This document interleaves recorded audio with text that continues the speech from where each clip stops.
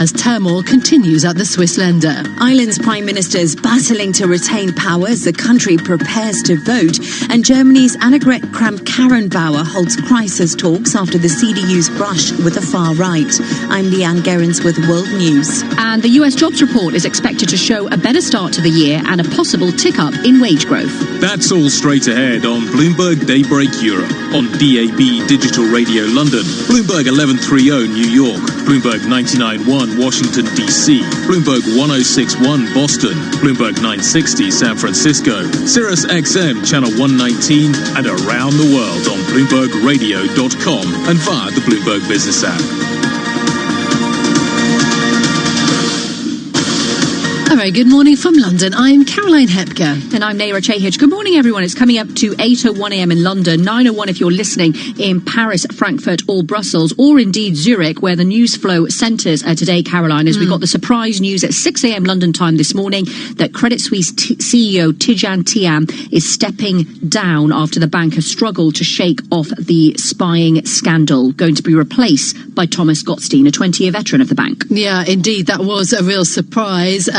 We saw, of course, Tidjane Thiam Instagramming out a photograph of him surrounded by the executives just earlier this week. So it seemed like he had the upper hand, but possibly not. In terms of the other big stories in the markets, of course, it's around the spread of coronavirus. The number of cases continues to climb. So does the number of people who have died from it. And also the number of cases on the ship, the cruise ship that is docked just off of Japan. Yeah, and risk sentiment certainly taking a hit this Friday morning. The bigger context is that global equities are heading for their best week since June of last year. We hit records in the US and Europe yesterday, but taking a look at the equity market open in Europe right now, we're almost 2 minutes into it. Futures were pointing to a weaker open, and we are down 0.2% on Europe's stock 600. In terms of industry groups, most of them are in the red, only telecoms really in the green, defensive sector, commodity producers, oil and gas and car makers lagging by the most. If you look across the regional equity benchmarks, the FTSE 100 down 0.4%,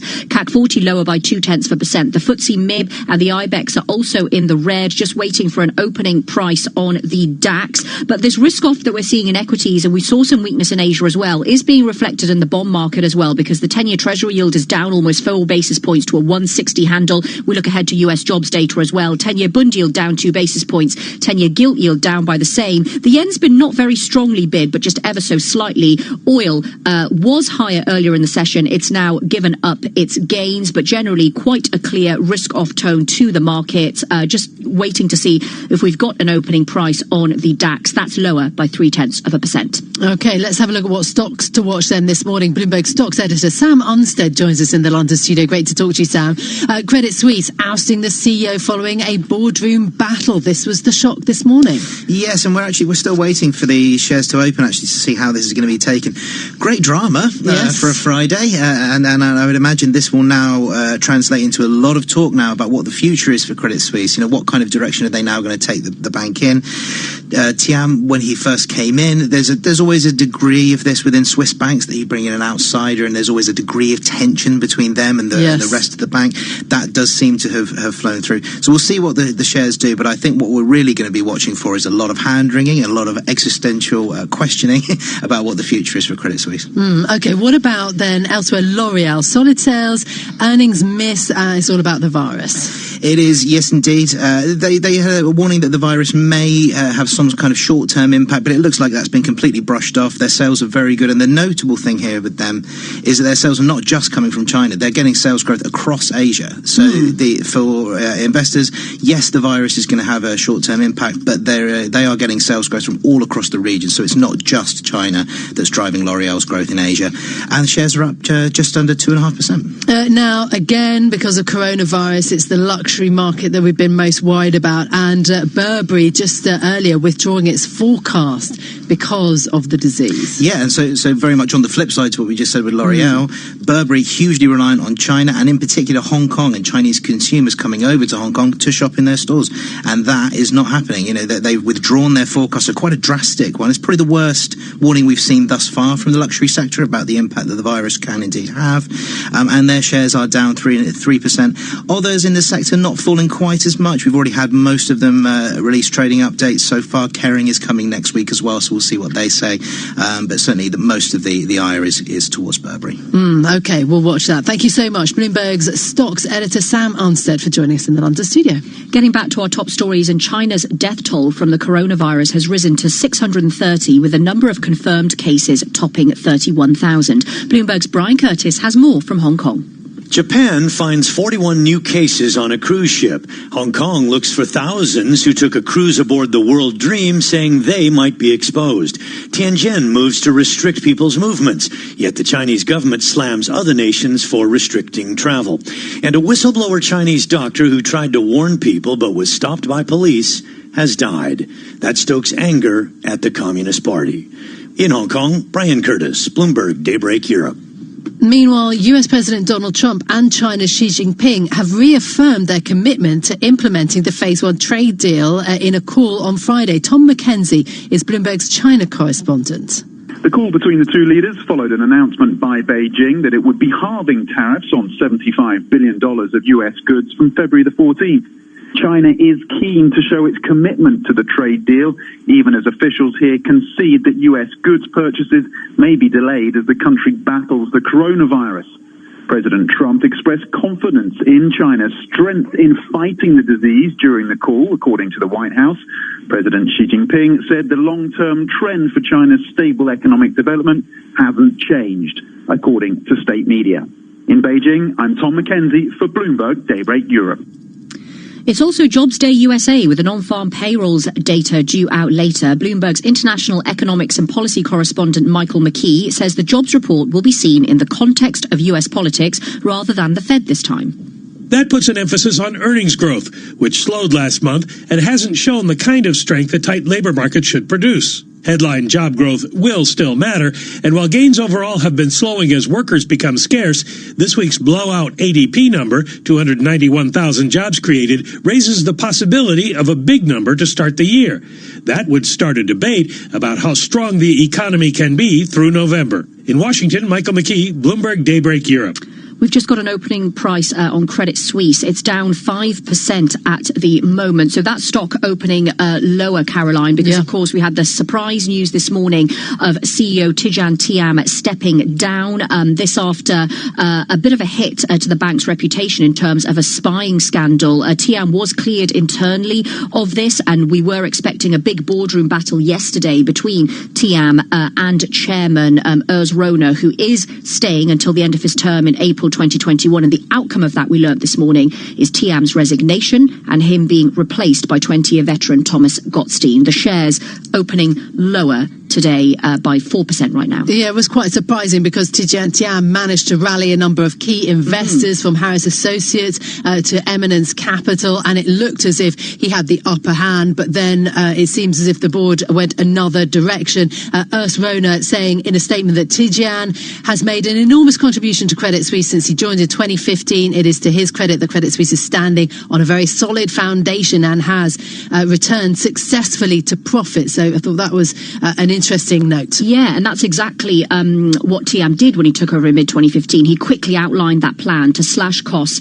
boost profitability, increase the firm's financial strength. The cost reductions were successful, but then the bank initially saw some revenue fall under his watch, and Thiam had to tap investors for fresh capital to finance his turnaround plan. But the measures then started to pay off last year as earnings bucked the gloom facing some other European banks, and wealthy clients were adding new money. But then by December, Thiam had to cut a profitability target and also warned of a loss at the investment banking and capital markets business. Nonetheless, as you say, he did have the backing of some big shareholders, and one of the big questions now is what is going to happen to that strategy under Thomas Gottstein. You could argue that because he's a 20-year veteran and he's come internally that there'll be some continuity, but that will be a question, as will be the reaction of shareholders more broadly. Today we see the stock down, but beyond the big shareholders that backed him. No, absolutely. So that's Credit Suisse this morning. A couple of other stories of interest, though. US markets are utterly unprepared for a pickup in inflation. Now, that is according to the hedge fund manager Ken Griffin. He didn't comment further on why he sees the lack of readiness, but expectations of continued low inflation have emboldened investors to load up on long-dated debt.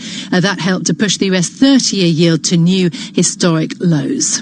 OPEC expects Russia to respond within days to its plan to cut output. That's as the cartel confronts a price rout triggered by the collapse in demand from China. The OPEC Plus alliance is facing one of its biggest ever tests from the coronavirus. This is the price drop could hit the budgets of nations from Saudi Arabia to Kazakhstan. OK, let's get all the latest in global news. Here's Bloomberg's Leanne Gerrans with more details on the spread of the virus. Good morning. Yes, good morning, Caroline. Let's start in China, where they are dealing with that spread of the coronavirus. Keeping China's 1.4 billion people fed amid the growing outbreak is one of the ruling Communist Party's vital challenges. Bloomberg's Karen Lee reports.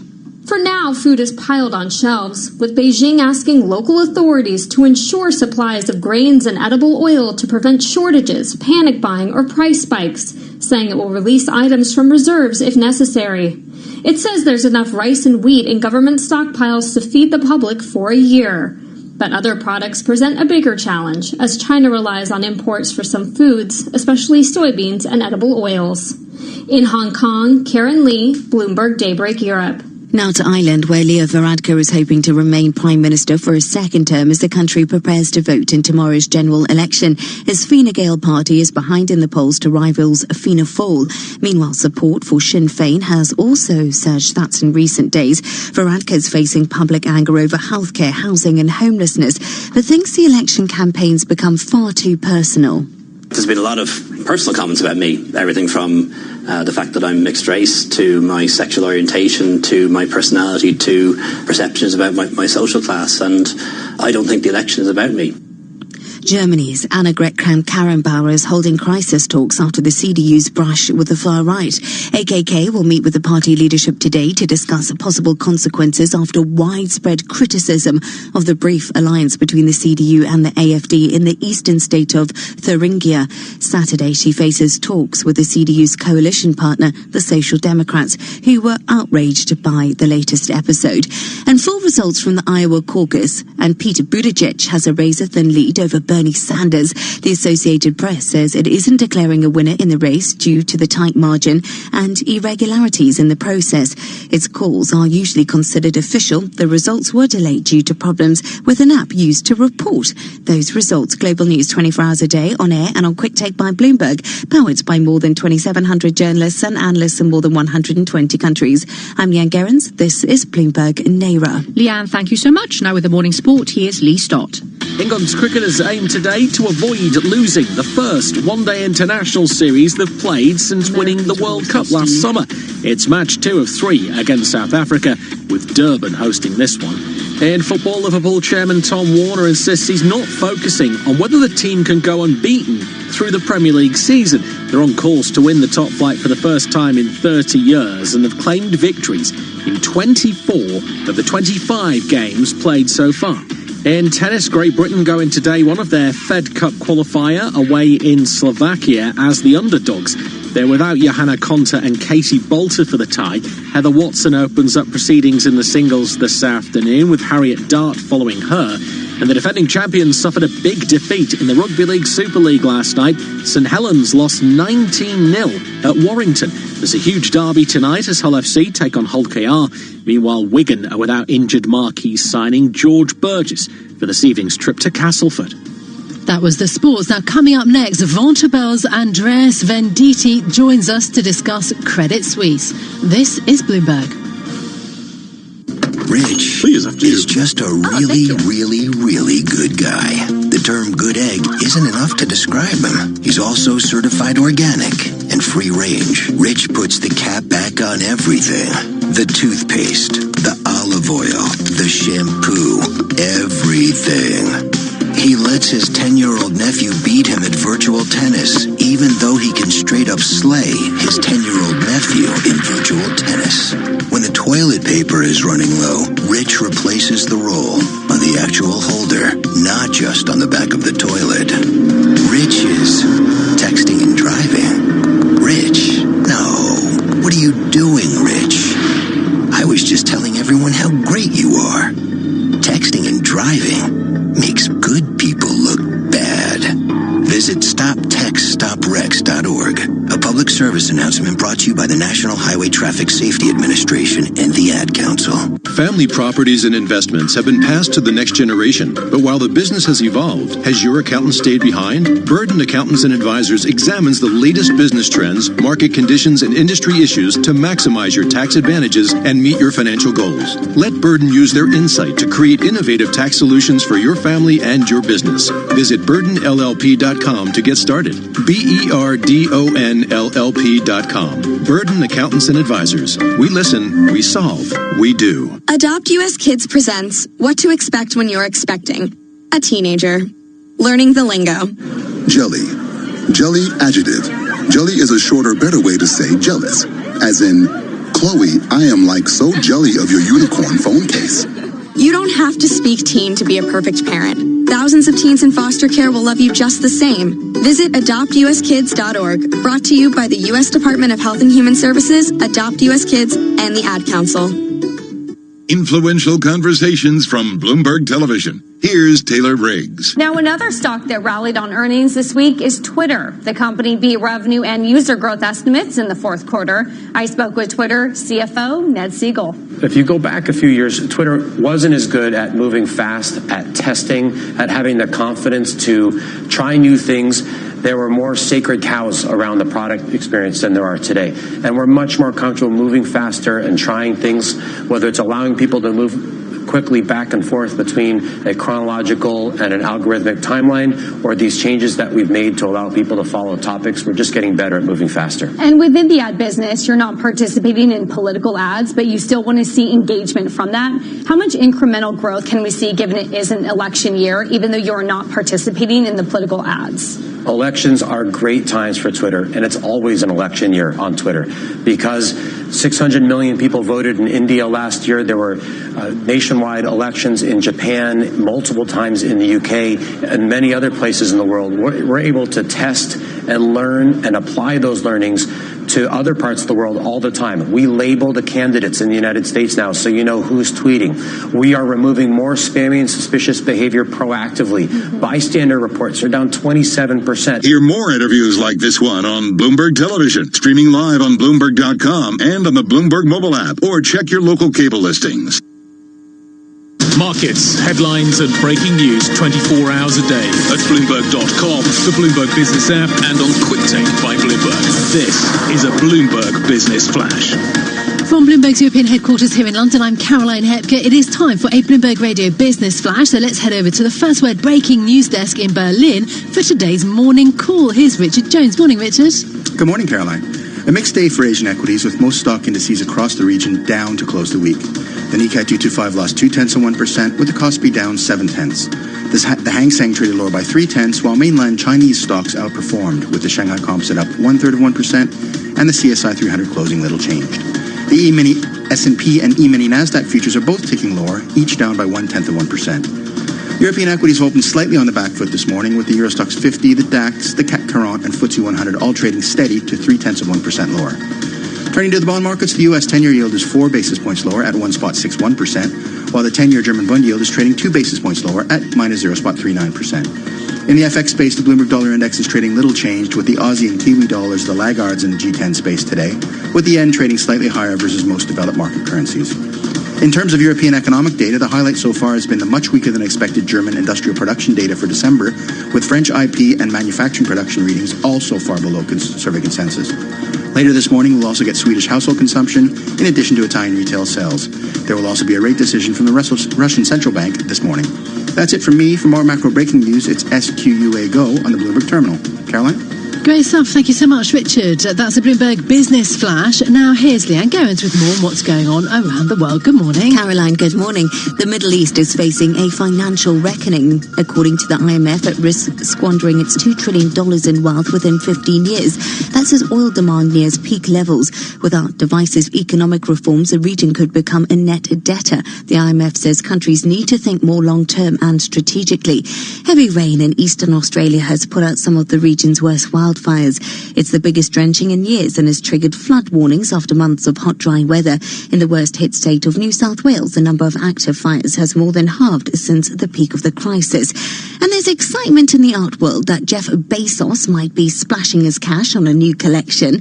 Art dealer Josh Bayer says the buyer behind two high-profile auction purchases back in November was in fact the world's richest man. Bezos has $125 billion to play with, according to the Bloomberg Billionaires Index. Global news 24 hours a day, on air and on Quick Take by Bloomberg, powered by more than 2,700 journalists and analysts in more than 120 countries. I'm Leanne Gerrans. This is Bloomberg. Caroline. Thank you so much, Leanne. Yeah, we've been talking about this bit of art that Mr. Bezos bought because it's got a lovely title on it, very appropriate, Radio. In green, that's the word emblazoned on it. It's a piece of modern art, but yeah, very interesting whether he's going to get into art in a big way. Obviously, the world's richest man.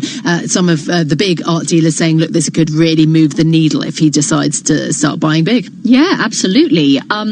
In terms of our top story as well, Caroline, this morning, what's really been dominating the headlines is CEO Tidjane Thiam resigning from Credit Suisse. Now, the reaction that we've seen in the shares, and we're 20 minutes into the open, of course, is they're down 4.5% right now. We knew going into this, ahead of what was supposed to be a boardroom showdown between Tidjane Thiam and the chairman, that he was getting the backing of some big shareholders. The board of directors, though, accepted Thiam's resignation at its meeting yesterday. He'll step down after presentation of the fourth quarter results. For more, we're joined by Vontobel senior analyst Andreas Venditti, who joins us live from Zurich. Andreas, great to have you with us. So the reaction in the share price today, the shares lower by 4%.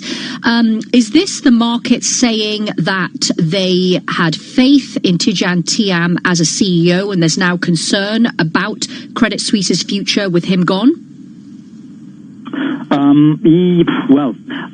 You could say, probably also some fear of the reaction of certain shareholders, large shareholders, I guess, which over the last days had a very clear view of what they wanted. And with this decision, obviously, the board decided something else. As Severin Schwan, the lead independent director, is quoted in the press release, the board has been unanimous, also in reaffirming the full support of the chairman, which basically goes clearly against what this large shareholder said. And I think part of the reaction is probably that, combined, these shareholders have more than 10%, obviously, of the company, and possibly some fears that they might decide to reduce the position now. Why do you think that there was this clash? I mean, some people have said that it was basically drawn along, Swiss versus external shareholder lines, that these shareholders were largely perhaps based in the US and had a different perspective. Do you think that is at the heart of it? It's possible. In my view, it's really, sitting here and knowing what's going on, not only at the top, but also at the bottom of the company, let's say, if you want. I think this whole situation did really not help. Quite some, how can I say, some confusion, and I really think, this should help to calm down things, restore confidence. Also, within the company, among employees, because if that's the only topic people talk about, so it's going to be very difficult. Also, if as let's say a relationship manager, you sit in front of clients, and the only thing you talk about is these kind of issues. So this really doesn't help business as well. So Thiam is going to be replaced by 20-year veteran Thomas Gottstein, and the chairman, Urs Rohner, stays on until the end of his term in April 2021. With that leadership at the top of Credit Suisse, Andreas, would you be recommending buying Credit Suisse shares? Yeah, well, I have a hold rating, price target 12.5, which basically means, we are around there, let's say. I don't really expect major changes, or any changes actually, in terms of strategy of the bank. I believe pretty much they will continue the way they have shown also at the last Investor Day. I don't expect changes there.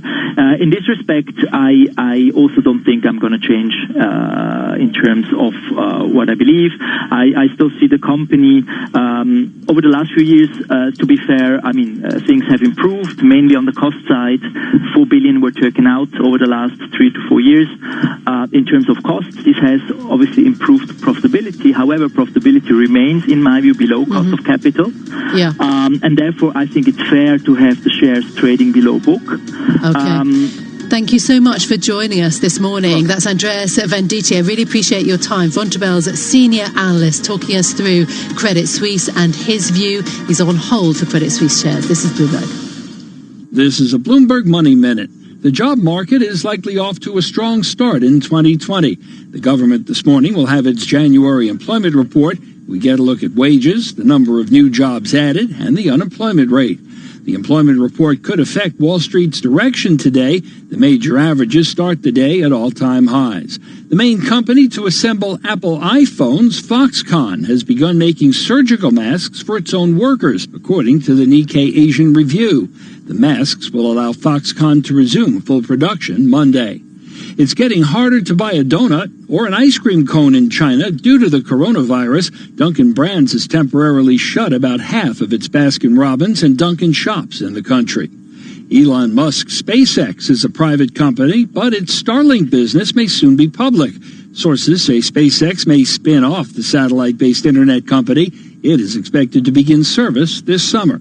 Larry Kofsky, Bloomberg Radio. Are you interested in a challenging and exciting career? One where you can be part of solving complex challenges across industries and geographies?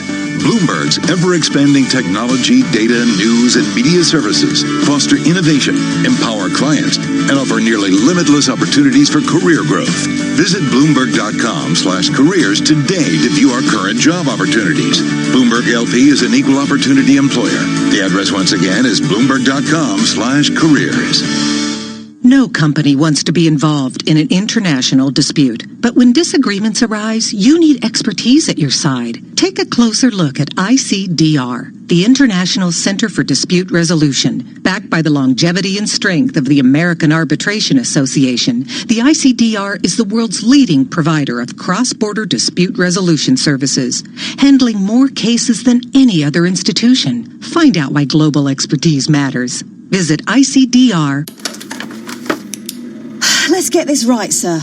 You didn't see 3 men dressed as clowns take off in a van with a Renaissance painting because you were distracted by, and I quote, a sporty red compact SUV with a bold mesh grille, a sculpted bonnet with sweeping roofline on diamond-cut alloys. And beautiful rear haunches. So, you saw a Jaguar E-Pace. But what about the clowns? What clowns? Jaguar E-Pace, designed to steal attention. Search Jaguar E-Pace. Whatever job you're searching for, you can find it on LinkedIn. First jobs, flexible jobs, keep me out the cold jobs, advertising jobs, accounting jobs, HR, PR, even ER jobs, East London jobs, West London jobs, extra hour in bed jobs, startup jobs, late start jobs, get home in the daylight jobs, banking jobs, building jobs, flexible working on a Friday jobs, or even voiceover jobs, which is how I ended up recording this ad. Search millions of jobs on LinkedIn and find one meant for you. Keys. Check. Phone. Check. 70s playlist downloaded? Check. Nice. There's one more thing you should check before you leave. Your travel. There's a new cycleway under construction between Kensington Olympia and Brentford Town Centre, so expect delays due to lane closures at the junction of Kew Bridge Road and Chiswick High Road. Plan ahead at tfl.gov.uk. To the Mayor of London and TfL, every journey matters. Can I have chemo at home? It's only suitable for a couple of types of cancer.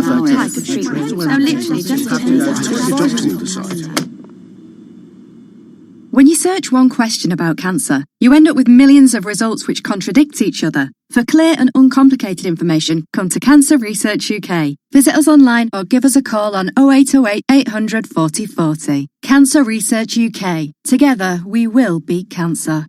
At TUI, we're spreading sunshine early by giving away hundreds of thousands of free kids' places. so you can holiday with the little ones for less.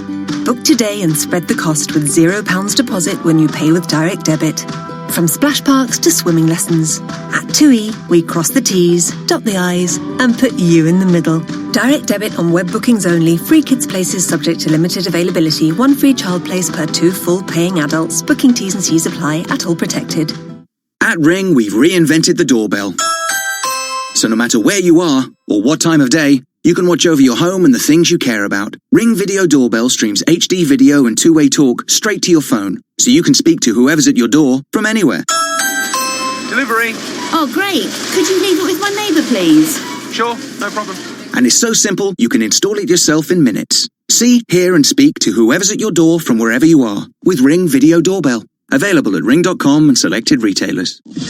Broadcasting live to London on DAB digital radio, to New York, Bloomberg 1130, to Washington DC, Bloomberg 99.1, to Boston, Bloomberg 106.1, to San Francisco, Bloomberg 960, and around the globe, the Bloomberg Business app and BloombergRadio.com.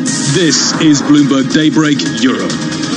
8:30 a.m. in London, 9:30 if you're listening in Paris, Frankfurt or Brussels. Good morning, everyone. I'm Naira Chehich. And I'm Caroline Hepke. You're listening to Bloomberg Daybreak Europe. 30 minutes into the equity market open in Europe, we snapped 4 days of gains down 0.2% on Europe's equity benchmark after we hit a record on the Stock 600 yesterday. The FTSE 100 down 0.25 percentage point. The CAC 40 trades flat. The DAX is weaker by 0.3%. The IBEX and FTSE MIB in the red as well. The key stock that we're focusing on the Stock 600 this morning is Credit Suisse, which is down by almost 4% at the moment after the resignation of CEO Tidjane Thiam to be replaced by 20-year veteran Thomas Gottstein, with this chairman remaining in place as well. Of course, this after the fallout of a spying scandal came to a head, and we got the news this morning following a board meeting yesterday. Credit Suisse shares under pressure. We're also seeing futures in the US coming under a little bit of pressure. Dow, S&P and NASDAQ futures weaker by almost 0.2% after US stocks hit a record in yesterday's session. Globally, equities are heading for their best week since June 2019, even as the fallout from the coronavirus continues. Bond markets, though, painting a gloomier picture. The 10-year bond yield down at 3.5 basis points on the Treasury, 161 handle. 10-year bond yield is down a basis point to -38. The 10-year gilt yield moves lower as well. In terms of the reaction through the FX markets, NatWest Markets had a note out this week saying the yen hasn't really acted as much of a safe haven throughout the coronavirus, and some of that is to do with positioning. Dollar yen is flat, 109.90. Looking to commodities, of course, copper has been severely punished through all the coronavirus concerns. We're down 0.7% on the LME today. Oil was stronger at the start of this session through overnight in Asia, but we're a little bit weaker on WTI and Brent right now. And this, of course, as we're awaiting for news out of OPEC Plus onto whether they're going to support a market that's seen concerns about demand push oil lower through the coronavirus. We're heading for a 5th weekly loss on oil, Caroline. Indeed. So in terms of other things that we're looking at, Credit Suisse CEO Tidjane Thiam is stepping down. He will be replaced by Thomas Gottstein after the bank's fourth quarter earnings presentation next week. It follows a power struggle between Thiam and the chairman, Urs Rona. Currently, Credit Suisse shares down 3.7%. They had dropped as low as 5%, Naira. Just interesting that the local media in Switzerland, pegging this as a battle between Swiss dominance over international investors, and Tidjane Thiam. So, quite an interesting tale. Yeah, and in terms of the reaction today, we spoke to Vontobel senior banks analyst Andreas Venditti earlier, Caroline, and he said, look, the market reaction today could be down to the fact that before we had Tidjane Thiam resign, a number of big shareholders were backing him. So obviously now that they've seen this news, they might be wanting to sell down their stakes, and that's perhaps why we're seeing this reaction today. And of course, in terms of the work that Tidjane Thiam did at the bank, when he came over in mid-2015, he outlined a plan to slash costs, boost profitability, and the cost reductions were successful. He did, though, have to tap investors for fresh capital. But last year is when the measures really started to pay off. Earnings were bucking the gloom that other European banks were facing. Wealthy clients were adding new money. But by December, Thiam cut a profitability target and warned of a loss at the investment banking and capital markets business. To the question of whether the strategy continues under Thomas Gottstein, I mean, the analyst we spoke to earlier said he doesn't expect much of a change there, but that will be a question, as well as whether Credit Suisse will be seen to have handled the spying scandal well that's gone on for months, and whether it can now really put it behind it. Absolutely. Okay, let's take you to another top story we're focused on. Burberry is scrapping its yearly forecast. The British fashion house warning that the coronavirus outbreak has wiped out at least 3/4 of its sales in China. Burberry has closed 24 of its 64 stores on the mainland, and sales have plummeted at those shops that have stayed open. And of course, we get US jobs later. It's due out with economists forecasting faster payroll growth, a gain of 163,000 jobs. Bloomberg's Vinny Del Giudice reports. America's labor market, it's strong. That's what the Federal Reserve says. So we should be in for some respectable data today, especially after this week's ADP report pegged private payroll growth as the strongest in 5 years. Bloomberg Economics says mild January weather could have boosted outdoor employment such as construction and offset weakness in manufacturing and mining. In December, America's economy added 145,000 non-farm jobs, below last year's monthly average, but unemployment held steady at 3.5%, tying a half-century low. Vinny Del Giudice, Bloomberg, Daybreak Europe. Now, let's bring you up to speed on the coronavirus outbreak. China says that the death toll has reached at least 636, with 41 more cases being found on the quarantined cruise ship that is docked off Japan. That comes as Beijing is ramping up its efforts to contain the spread by increasing health screens for residents in Wuhan. Also, the Chinese doctor who warned about the coronavirus back in early January has died from symptoms consistent with the virus. Let's head over now live to Hong Kong, where Bloomberg's Rashad Salamat is standing by. You've been keeping us up to speed all week. Rish, what about the cruise ship? What is the latest there? Well, we have something like 273 people on board this ship being tested. A total of 61 now have tested positive. Now, that's an additional 41 coronavirus cases from yesterday here as well. Japan is looking to expand its testing for infections among these 3,700 passengers and crew. You can imagine that's a huge logistical exercise, and the manner in which they do it is a bit under scrutiny as well here as well. This is a ship called the Diamond Princess. Of course, it was placed under quarantine earlier this week. In fact, before it even reached the port of Yokohama, where it is at the moment, just outside that, checks conducted after a passenger from Hong Kong who had been on the ship tested positive.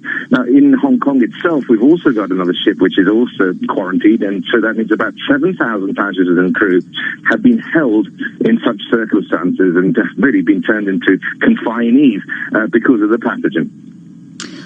Rish, a Chinese doctor who was initially sanctioned for warning about the outbreak in Wuhan in early January has died, and that has caused a bit of furore in China. What exactly is happening there, and what's the potential fallout for the government? Well, absolutely. I mean, this is a fresh anger, as you say here as well. A lot of Weibo and social media posts put up with regards to this. And a lot of them, of course, deleted almost immediately here as well. Now, for hours, the status of the doctor, Li Wenliang, had been unclear. We had early reports of his death on social media. They were deleted and replaced by messages saying that he was being treated. Then 3 o'clock this morning, Beijing time, we had Wuhan Central Hospital saying that the doctor was dead, and the Wuhan doctor, of course, had become well known after he made December social media post warning about what this illness could do and warned of its ramifications. Now, in the weeks that followed, we had this sort of game of cat and mouse with regards to him. He was reprimanded by the police for rumor mongering online. Apparently, he was taken in for questioning as well, and questioned for hours. And then it all sort of went quiet a bit, and then he later announced via social media that he had actually been infected by the coronavirus. And of course, in the weeks that have followed all this, we've seen all the thousands of people who've been infected, and this has caused, of course, a huge amount of consternation in China as to whether the authorities there are in effect leveling with them. That's really where we are with that, and it's a very sad story. The man who was a sort of whistleblower has lost his life. Yeah, it is really sad. Look, tell us also, though, about the noises out of Beijing in terms of the US-China trade accord, the Phase 1 deal. Xi and Trump saying that they'll stick to that. Yeah, this is it. I mean, they had a telephone call Thursday, Donald Trump offering reassurance to President Xi Jinping about this outbreak and also about trade relations as well. Now, this is, of course, off the back of them saying, China, and saying that they would cut tariffs on American goods, and that was a reciprocation of a U.S. move to do the same, and I suppose it's satisfying part of the trade agreement. The virus outbreak, though, had raised concerns that China might just simply be unable to make the purchase it promised and fulfill the terms of the deal. But we have heard about certain ships which have been unable to dock simply because there's not enough dock workers for them to offload their cargoes. So it becomes difficult. We've also got FEMA, gas and oil exploration company, saying that they may well invoke force majeure, which means that they wouldn't be able to fulfill some of the contracts that they have for gas there as well. But it does seem as though there is a reaffirmation and there is a commitment to implement the Phase 1 trade deal, which of course was signed between the two countries last month. Yeah, and it's interesting because the force majeure that you referred to there, Rish, is part of something that Bloomberg was writing earlier in the week about all the very many ways China needs to rethink pretty much everything, not least the economy. S&P dropping its China GDP estimate to 5%, but assumes the virus will be contained by March. Briefly, what's the latest take on whether this will be a V-shaped recovery for China? Well, it's a difficult one, this, isn't it? Because, I mean, we've got, it's a demand-side story, isn't it? But, you know, we've seen how the central government and the central bank have come in and given stimulus to the markets in the shape of reverse repurchases and 14-day and 7-day chiefly. So that's sending a message for market stability. But this is a demand story. I mean, we're seeing this. I mean, Toyota and Honda among the latest companies at the moment extending shutdowns of their plants as measures continue to fight this deadly disease. Rish, thank you so much for joining us. That's Bloomberg's Rishad Salamat, live from Hong Kong on the coronavirus. This is the... Hi, we're the Goo Goo Dolls. We're fortunate that our daughters have what they need to grow and learn. But that isn't the case for nearly 13 million kids in the U.S. that struggle with hunger. Childhood hunger is a heartbreaking reality that Feeding America is working to change. Each year, the Feeding America network of food banks rescues billions of pounds of good food that would have gone to waste and provides it to families and children in need. You can help kids in need in your community by visiting feedingamerica.org. Brought to you by Feeding America and the Ad Council. Something remarkable happens when just the right elements come together. Ideas with technology, data with inspiration, investors with solutions. This is what Invesco does every day, because they believe the possibilities of life and investing are greater when we come together. Invesco. Let's invest in greater possibilities together. To learn more, visit Invesco.com/together. Invesco Distributors, Incorporated. Why is delivering the best client experience a top priority at BNY Mellon's Pershing? Michelle Feinstein, Director of Client Engagement, explains. Today's investors want a financial relationship that's on demand, customized, and leverages the latest digital technology. At BNY Mellon's Pershing, helping advisory firms and broker-dealers create great experiences for their clients is our priority. Through our integrated wealth experience, we give you a high-touch service, flexible technology choices, and expert insights, so you can deliver a highly personalized experience to your clients at every step, from onboarding to wealth planning, to performance analysis and more. And because we're part of BNY Mellon, you'll benefit from more than 230 years of strength and stability. At Pershing, we're personally invested in your success. Visit Pershing.com to learn more about Pershing's integrated wealth experience. Pershing LLC and Pershing Advisor Solutions LLC are both members of FINRA and SIPC. Keys. Check. Phone. Check. 70s playlist downloaded. Check. Nice. There's one more thing you should check before you leave. Your travel. There's a new cycleway under construction between Kensington Olympia and Brentford Town Centre, so expect delays due to lane closures at the junction of Kew Bridge Road and Chiswick High Road. Plan ahead at tfl.gov.uk. To the Mayor of London and TfL, every journey matters.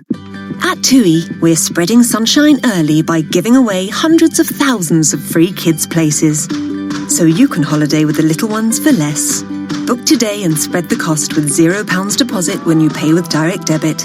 From splash parks to swimming lessons, at TUI, we cross the T's, dot the I's, and put you in the middle. Direct debit on web bookings only. Free kids places subject to limited availability. One free child place per 2 full paying adults. Booking T's and C's apply. At all protected. 5 is in! What a run! Touchdown, Kansas City! Congratulations to the Kansas City Chiefs on winning their first Super Bowl in 50 years and second in franchise history. 50, Watkins, 10, chase to the 5, into the end zone, touchdown! That may be all she wrote! While the NFL's 100th season may be over, football never stops on TuneIn. Search NFL Podcast to stay current with all the off-season wheeling and dealing. And get ready for the 2020 NFL Draft in April. Go courtside with the NBA on TuneIn. With the NBA on TuneIn, hear your favorite team and players take on their biggest rivals during the biggest games throughout the year, including regular season showdowns, the 2020 All-Star Game, and the NBA Finals in June, featuring the home and away calls for all 30 teams. Plus, with the NBA on demand, relive the best moments of the season by listening to the past games in their entirety. Listen to the NBA all season long on TuneIn. You love TuneIn for live breaking news from CNN, MSNBC, Fox, CNBC, and more. But when you can't catch your favorite show as it airs, it might just be a click away as a podcast. Search your favorite news station to explore all the on-demand news shows on TuneIn. The puck drops. 12 players face off to win. The suspense is pure torture, but you wouldn't miss this for the world. TuneIn brings you every minute of the NHL season. Listen live to hockey when it matters most on TuneIn. In case you didn't know, TuneIn lets you listen to the same radio stations you pick up on your home or car radio, except you can hear them from anywhere. If you want to find a station from somewhere else in the world, navigate to the By Location section under Browse. Keep exploring with TuneIn. Want to hear about the latest and greatest things to listen to on TuneIn? For reminders of the biggest live sports games, debates, and breaking news stories, follow @TuneIn on Facebook, Twitter, and Instagram to stay connected with the audio that matters to you. This is not a commercial. This is a reminder. With TuneIn Premium, you could be listening to more music commercial-free. Get over 45 commercial-free music stations. Visit TuneIn.com/premium to upgrade. Quite a lot of stimulus pumped into the system already. It's the biggest warning yet about the financial risks of climate change. Now, there are more ways to hear us. Bloomberg Radio, the Bloomberg Business, Radio.com, and iHeartRadio apps, and at BloombergRadio.com. Bloomberg, the world is listening. Why has J.D. Power ranked Commonwealth Financial Network #1 in independent advisor satisfaction among financial investment firms for the 6th straight time? We think it comes down to one thing. You. Because it's your input and feedback that keeps us focused on what's most important to you and your clients and continually pushes us to be the best we can be. Maybe that's why we receive top marks in every category of the J.D. Power 2019 Advisor Satisfaction Survey. They named us #1 in client support, #1 in firm leadership, #1 in operational support, #1 in compensation, #1 in professional development support, and #1 in technology support. Ready to partner with the best? Call Commonwealth at 866-462-3638 or visit commonwealth.com and feel the power. Member FINRA/SIPC, a registered investment advisor. For 2019 J.D. Power Award information, visit jdpower.com/awards.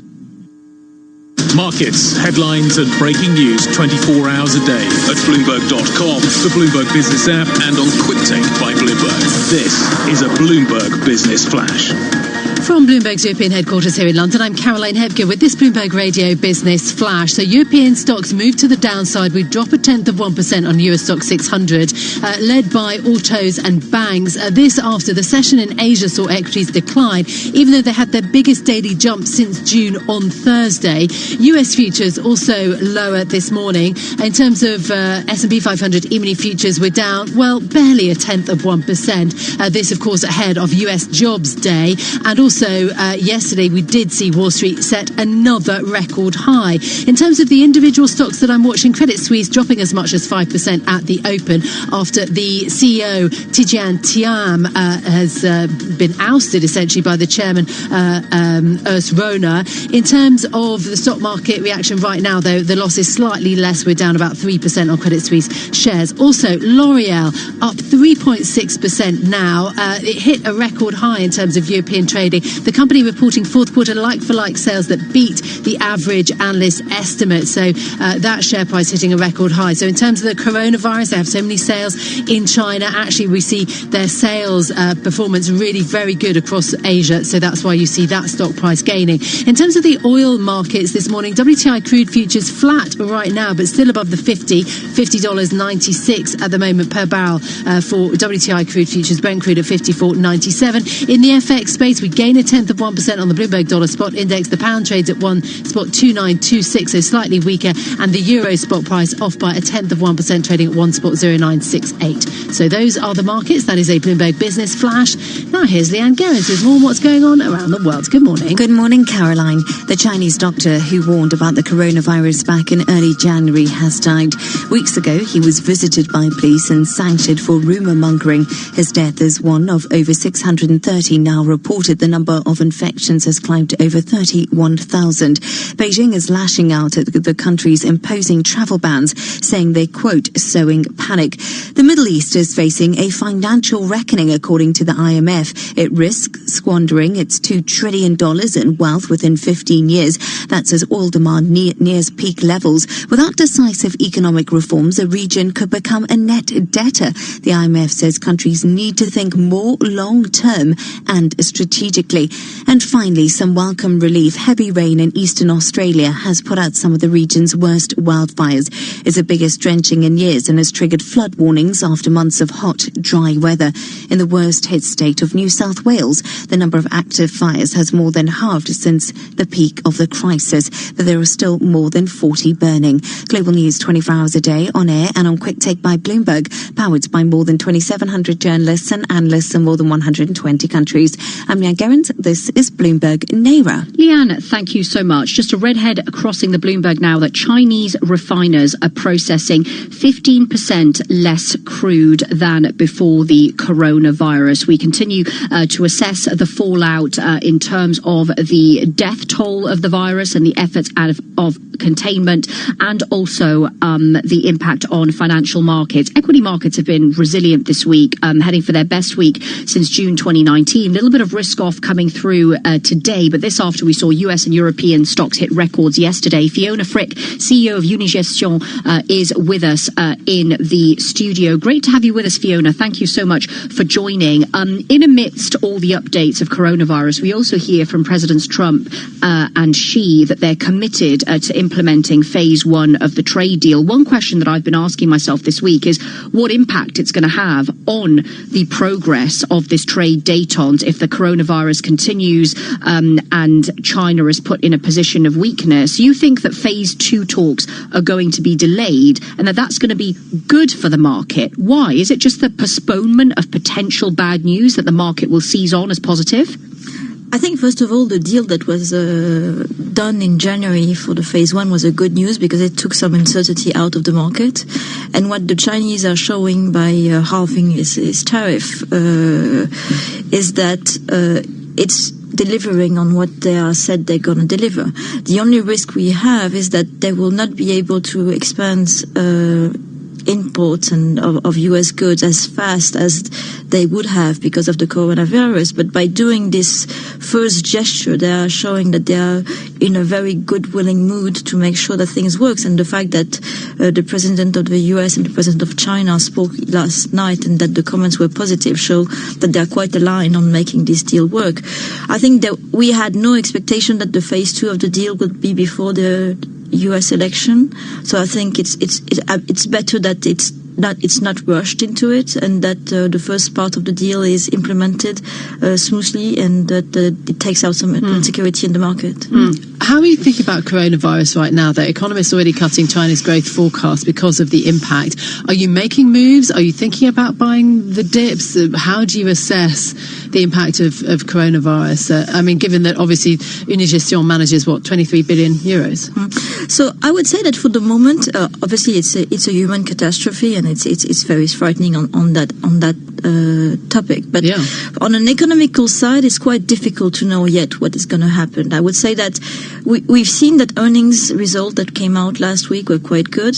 We are still positive on growth. You see that the US growth, although perhaps it will be less than 3%, is still quite strong. Europe has stabilized in terms of numbers of indicators of economical growth. Not great, but at least not recession-like. Inflation is nowhere to be seen. A central bank all over the place has said that they are accommodative. And when central banks generally are accommodative, that's good for the market. So I would say that the coronavirus for the moment is more of a wild card. We'll have to see how long it lasts, because it will have obviously an impact on China consumption, and because China is a big part of the world consumption, it can have an impact on the world consumption, and it can have a disrupting effect on production of world company in tech, in cars, etc., etc. So I would say that for the moment we are looking into it, but we are not changing our mind that for the moment there is a stabilization of the macro environment. Okay, so you're not changing your mind on stabilization. You think a potential delay of phase 2 as a result of coronavirus takes some uncertainty away, and that's positive for the market. In terms of the market mindset, it's been resilient so far. If we don't see a V-shaped recovery in China as a result of coronavirus, will the market take fright at that, or will it be reassured that we could get policymakers stepping in, central bankers with support, and equity markets keep going higher? I think it's very interesting. The month of January was very interesting because it looked calmer on the surface, perhaps, because there was not a big move, but underneath the surface, there was a very strong dispersion of result. So, for example, if you look at US equity, they were positive. European equity were negative. Emerging market equity were even more negative. If you look at US equity, they were positive, but US credit, which is also a growth asset, were negative. The dollar has performed well, which is generally quite a defensive move.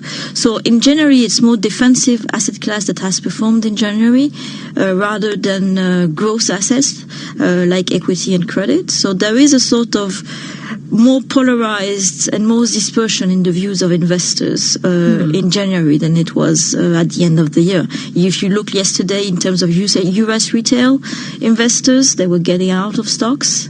So I think it's an interesting period where there is much more dispersion on the view of what the market is going to do. Okay, that's interesting. What about when it comes to trade between the US and the EU? Phil Hogan on a visit to Washington. Obviously, the Europeans want to try to keep the trade truce going. Is that possible? How do you think about Europe possibly being targeted for more tariffs? It's funny because, since Brexit, everybody wants a trade deal. So Europe is going there, and the UK wants also a trade deal. I think Europe,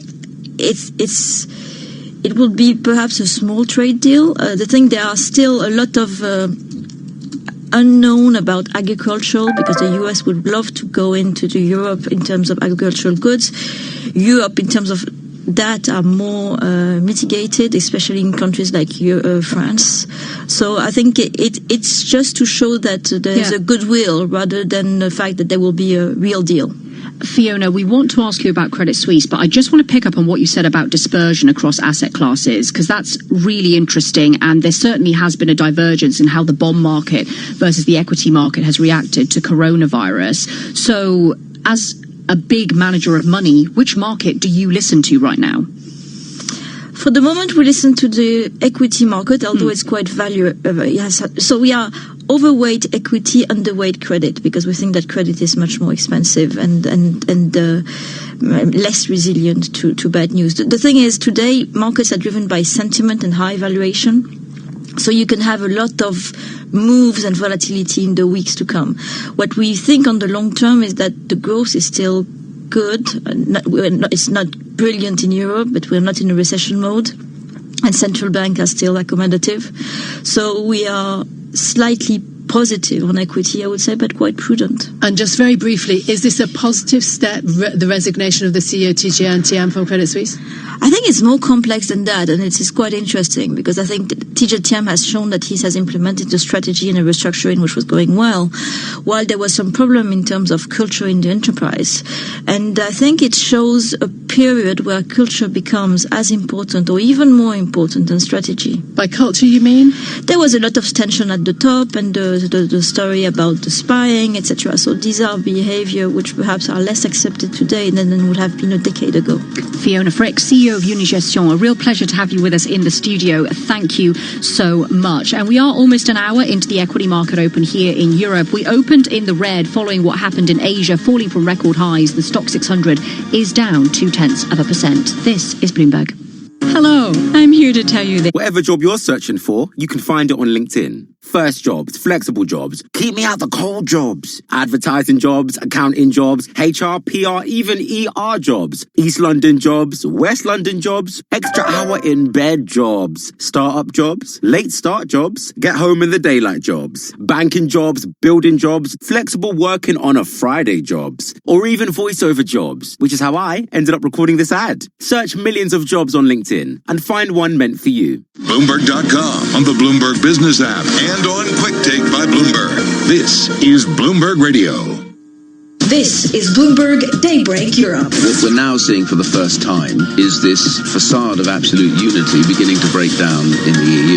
We expect that there will be some type of slowdown recession beyond 2019. The European banking system, although recovering, hasn't recovered, and there are areas of fragility. We've seen this before, trade talks that lead nowhere, and then tariffs. We just swing from one to the other, and markets get caught in the middle. Bloomberg Daybreak Europe with Anna Edwards and Matt Miller on Bloomberg Radio. Good morning from London. I'm Anna Edwards.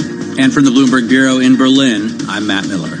Now, we check the markets every 15 minutes here on Bloomberg Radio, and let's do that, Matt. We've got European equity markets really flip-flopping around this morning, but seem to be settling vaguely to the downside, but not by much. The Stock 600 down by 0.1%. The FTSE 100 down 0.2%, and the CAC 40, the only market managing to keep its head just above water of the major markets in Europe, that is.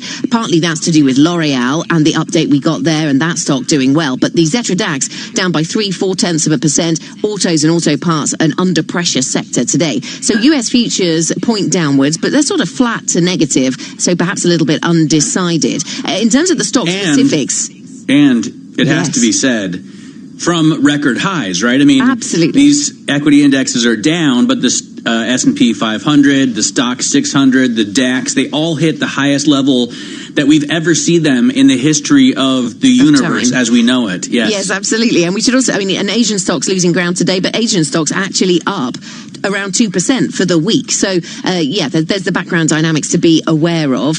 In terms of the individual stocks, I'll just mention a couple of those, Matt, because they're of interest, including Credit Suisse, the CEO, Tidjane Thiam, resigning. This all in the wake of this months-long tussle for power at the top of the business, it would seem, in the wake of the spying scandal. Iqbal Khan leaving the business, and that resulted in a really controversial spying scandal. Tidjane Thiam said he knew nothing about it. An investigation internally cleared him, and yet today he finds himself at odds with the chairman, and he has stepped down. So that stock down by 3.7%. We'll get more on that. But as I said, L'Oreal also of interest, up by 2.8%. That as Burberry warns it can't make any forecasts around China, so scraps its guidance, and that stock down by 1% this morning. Matt? Yeah, I think it's fascinating, by the way, that the Credit Suisse shares are down. And I'm not sure about right now, but at one point they were the biggest point reduction on the entire Stock 600. If a CEO leaves and the shares drop like that, it really tells you something about the way investors perceive the move for the future of the bank. Let's get, though, to the coronavirus outbreak. China says the death toll has reached at least 636, while 41 more cases have been found on the quarantined cruise ship in Japan. That comes as Beijing is ramping up its efforts to contain the spread by increasing health screenings of residents in Wuhan. For more, we go live to Beijing, where Bloomberg's Tom McKenzie is standing by. So, Tom, how much is China ramping up these efforts to contain the virus, and when are we going to start seeing the number of people infected? It's now, I think, over 31,000. Going to start to fall each day rather than continue to rise? Well, that is a crucial question, of course, and very few people have an exact answer for that. They have estimates. Of course, you've got the likes of Neil Ferguson from Imperial College London. He says daily infections could actually be around 50,000 every single day. He doesn't think it's going to peak in just Wuhan until at least March, and in the rest of China, maybe until April or later on in the year, and he's an expert on these issues, but even he concedes it's something of an estimate. In terms of what officials here are doing on the ground, of course, there's a multi-pronged approach. You've got the quarantines in areas like the province of Hubei, but you've also got measures in cities like Hangzhou, which is home to Alibaba, the major e-commerce giant there, where families now are restricted from leaving their apartments. Only one member of the family is allowed out every 2 days to buy groceries, for example. And in Tianjin, which is just an hour south of Beijing, where I am now, they've imposed similar measures, again, restricting people's ability to leave their own apartments. Whether or not those measures will start to be imposed in Beijing is another question. That would be a major step. Then, of course, you've got the testing, so they're ramping up the testing. There's a lab now in Wuhan testing that has the ability to test 10,000 people a day. And, of course, the US has sent out testing kits as well to about 400 different labs. And then, of course, medics here are still working on trying to come up with some kind of vaccine, although, of course, the WHO says we're still a long way from that. They are testing Chinese doctors a mixture of drugs and say there has been some progress, according to state media. But the grim roll call in terms of the numbers, of course, continues, and there are very few people who expect that to radically drop in the next few days or even weeks. So we've got over 630 deaths now, 31,000 confirmed infections, and as you said, that ship off the coast of Japan now, 61 confirmed cases there and many elderly passengers on that cruise ship. Of course, you talk there about Chinese doctors, and there's one Chinese doctor in particular who's been reported on quite a lot, and that is somebody who raised flags about the possibility of this becoming more serious some weeks ago. Tom, we've seen him die as one of the many hundreds who've now died from this illness. How much political pressure is Xi Jinping now under with these developments and the broader story? I think this is really important to stress because we're focused on the economic impact, of course, on the personal impact, the medical impact as well. But also it is worth highlighting the social and political pressures and challenges now facing the government in Beijing. And this case of this doctor really highlights this, I think. Dr. Li Wenliang, who, as you say, really, he came out with a social media post in December saying there is a SARS-like virus in Wuhan. What was the reaction from officials there? They closed him down. They dragged him into a police station. They made him sign a self-confession saying that he was wrong. They called him a rumor monger. He was amongst 8 people, by the way, who were chastised like this. So there's a view now in China that this was part of a cover-up by officials on the ground in Wuhan, and there's been a major backlash, at least online. It's something I've not seen for years here in China. People really convoluting or convalescing, I should say, around this issue. Lots of posts online talking about the need for freedom of speech now, even as those posts very quickly get deleted by the censors. So it has caused a lot of anger. He's 34 years old. He tried to flag this as an issue back in December, and the official reaction was to shut him down. All right, and now he's dead. Tom McKenzie, thanks very much for that. Our reporter out of Beijing. For more on what this means for markets, we're joined by Bloomberg's macro strategist, Laura Cooper. Laura, so today markets are off a little bit, but in general, we're at all-time highs for equity indexes, at least in the U.S. and Europe. Markets don't really seem that bothered. Well, and that's the case. I mean, we did see markets, reach record highs across globally yesterday. And I think why we're seeing a pause today is really reflective of the fact that the moves were likely too fast and too soon, just given the fact that we are still seeing these coronavirus fears percolate across markets. Now, I think the numbers that traders are focusing on is the pace or the spread of transmission. And we are seeing that come down. It's sitting at around just above 10%. And that's the lowest that it's been since the first case was reported. So I think maybe markets are focusing a little bit on that. We've also had positive trade optimism come out from U.S. and China. And then we have key crucial U.S. data later today. So I think virus fears at this stage are taking a little bit of a backseat. Yes, indeed. I mean, U.S. futures look fairly flat, don't they, really? I mean, flat to negative as we wait for that payrolls number. Is the focus going to be, I mean, it's always on the actual number, isn't it? But it's also on the wages. Absolutely. So consensus estimates are for about a 165,000 print. But I think really it would take a significant move above that in order to really drive markets higher, because we did see quite a firm ADP report earlier this week, which does portend to slightly higher bounce there. But at the same time, you're right, wage growth will likely take the garner the attention, because it's expected to be about a 0.3 print, which would suggest that we are beginning to see potential wage pressures building with this labor market tightness. But again, I think it would be too soon for any kind of reaction in the Treasury market, because ultimately we are still seeing subdued inflation, and it's unlikely the Fed is going to materially change their stance at this stage. Have you had a chance to look at the dismal European data, the French and German production numbers? The industrial data is so bad, even the market didn't expect it. Well, exactly. I mean, the industrial production data was significantly weaker than expected, and this builds upon the dour data that we saw from Germany yesterday on the factory orders. And I think ultimately this does point to a potential contraction in the economy to end 2019. And the interesting thing is that this is at odds with more of the sentiment surveys that we've seen that would actually point to more of an improvement in the sector. So then when we add in these renewed coronavirus fears, this does point to downside risks for the German economy and then for the broader European economy. Now, from the ECB's perspective, they are seeing this as a relatively short-term hiccup, but ultimately this will play into potentially their scope for monetary policy going through 2020. Okay, thanks very much for the updates, Laura. Bloomberg's macro strategist, Laura Cooper. All right, let's get the world and national news headlines now. For that, we go to Leanne Gerrans. Leanne? Good morning, Matt. Let's start in Ireland, where Prime Minister Leo Varadkar is battling to retain power as the country's general election campaign enters its final day. Bloomberg's Peter Flanagan reports. Varadkar's Fine Gael party trails main opposition Fianna Fáil as well as Sinn Féin, while his focus on his role in Brexit talks appears to fall flat. Instead, voters are more concerned with domestic issues, including housing and healthcare. Polls suggest Fianna Fáil will be the biggest party after Saturday's vote, but weeks of negotiations to form a coalition government will likely follow. In Dublin, Peter Flanagan, Bloomberg Daybreak Europe.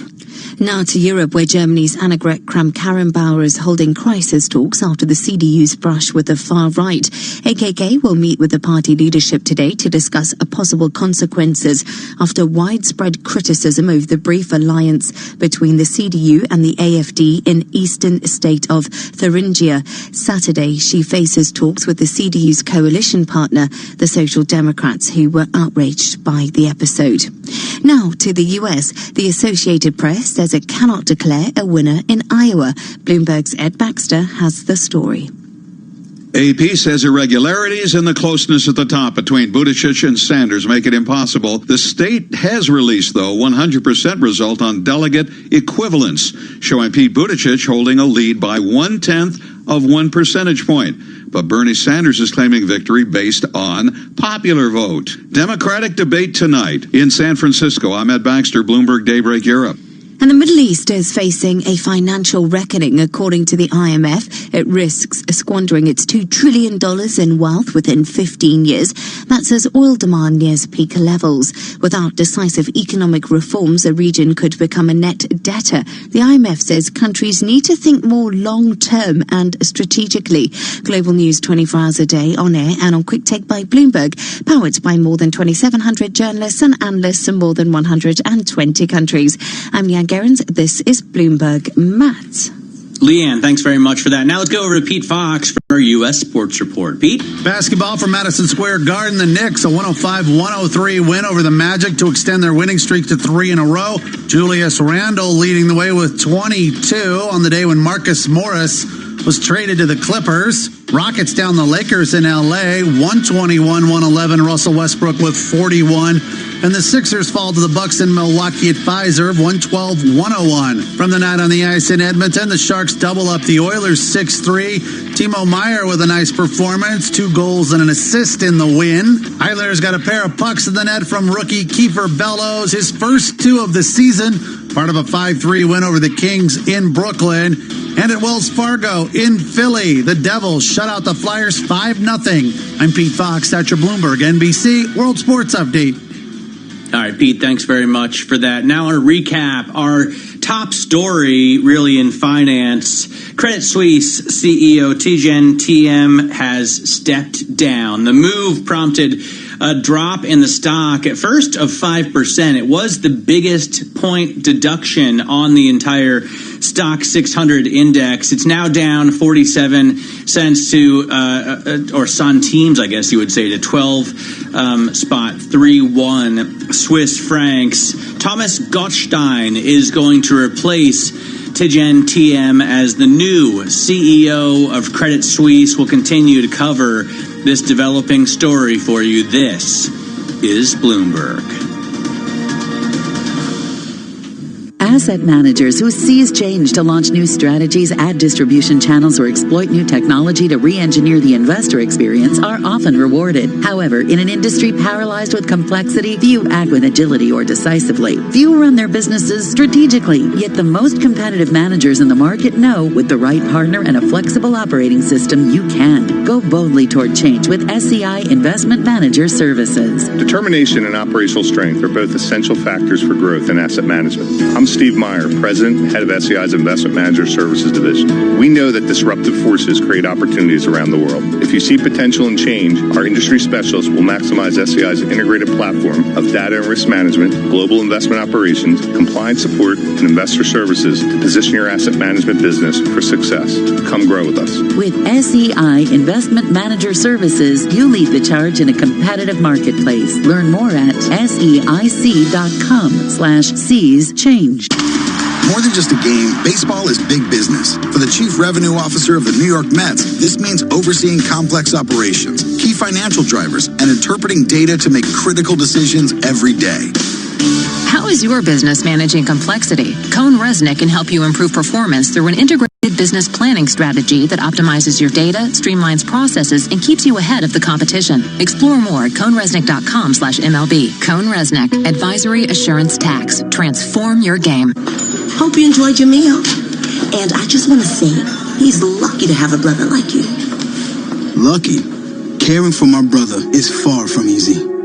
But he's a part of me, like my arms and legs, so I'll be his. No time for tired. Nothing can disable this love. He needs me, but I'm the lucky one, even though I need help now and then. If you're caring for a loved one, visit aarp.org/caregiving for care guides and community. Support for your strength. Brought to you by AARP and the Ad Council. Influential conversations from Bloomberg Television. Here's Taylor Riggs. Now, another stock that rallied on earnings this week is Twitter. The company beat revenue and user growth estimates in the fourth quarter. I spoke with Twitter CFO Ned Siegel. If you go back a few years, Twitter wasn't as good at moving fast, at testing, at having the confidence to try new things.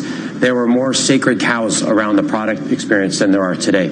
And we're much more comfortable moving faster and trying things, whether it's allowing people to move quickly back and forth between a chronological and an algorithmic timeline, or these changes that we've made to allow people to follow topics. We're just getting better at moving faster. And within the ad business, you're not participating in political ads, but you still want to see engagement from that.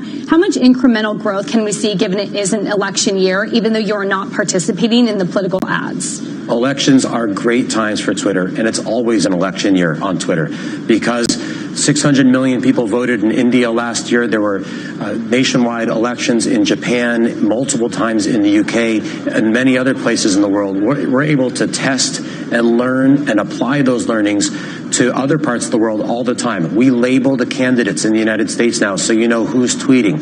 We are removing more spammy and suspicious behavior proactively. Bystander reports are down 27%. Hear more interviews like this one on Bloomberg Television, streaming live on Bloomberg.com and on the Bloomberg mobile app, or check your local cable listings. Markets, headlines and breaking news 24 hours a day at Bloomberg.com, the Bloomberg Business app and on QuickTake by Bloomberg. This is a Bloomberg Business Flash.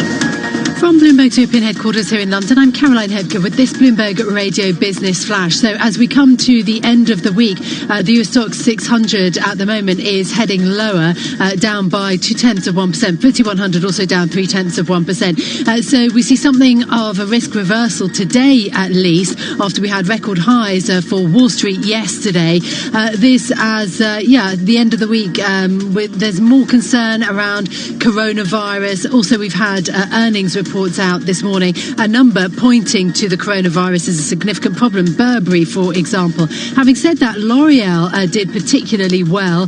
So they've seen sales in Asia particularly strong. So L'Oreal shares have been up this morning. They gained 2.4% at the moment. So they are in the top 10 stock performers right now. In terms of other things that we're looking at, not just coronavirus, but also the US jobs report, of course. January expected to be perhaps a better month for US jobs gains and also for wage growth.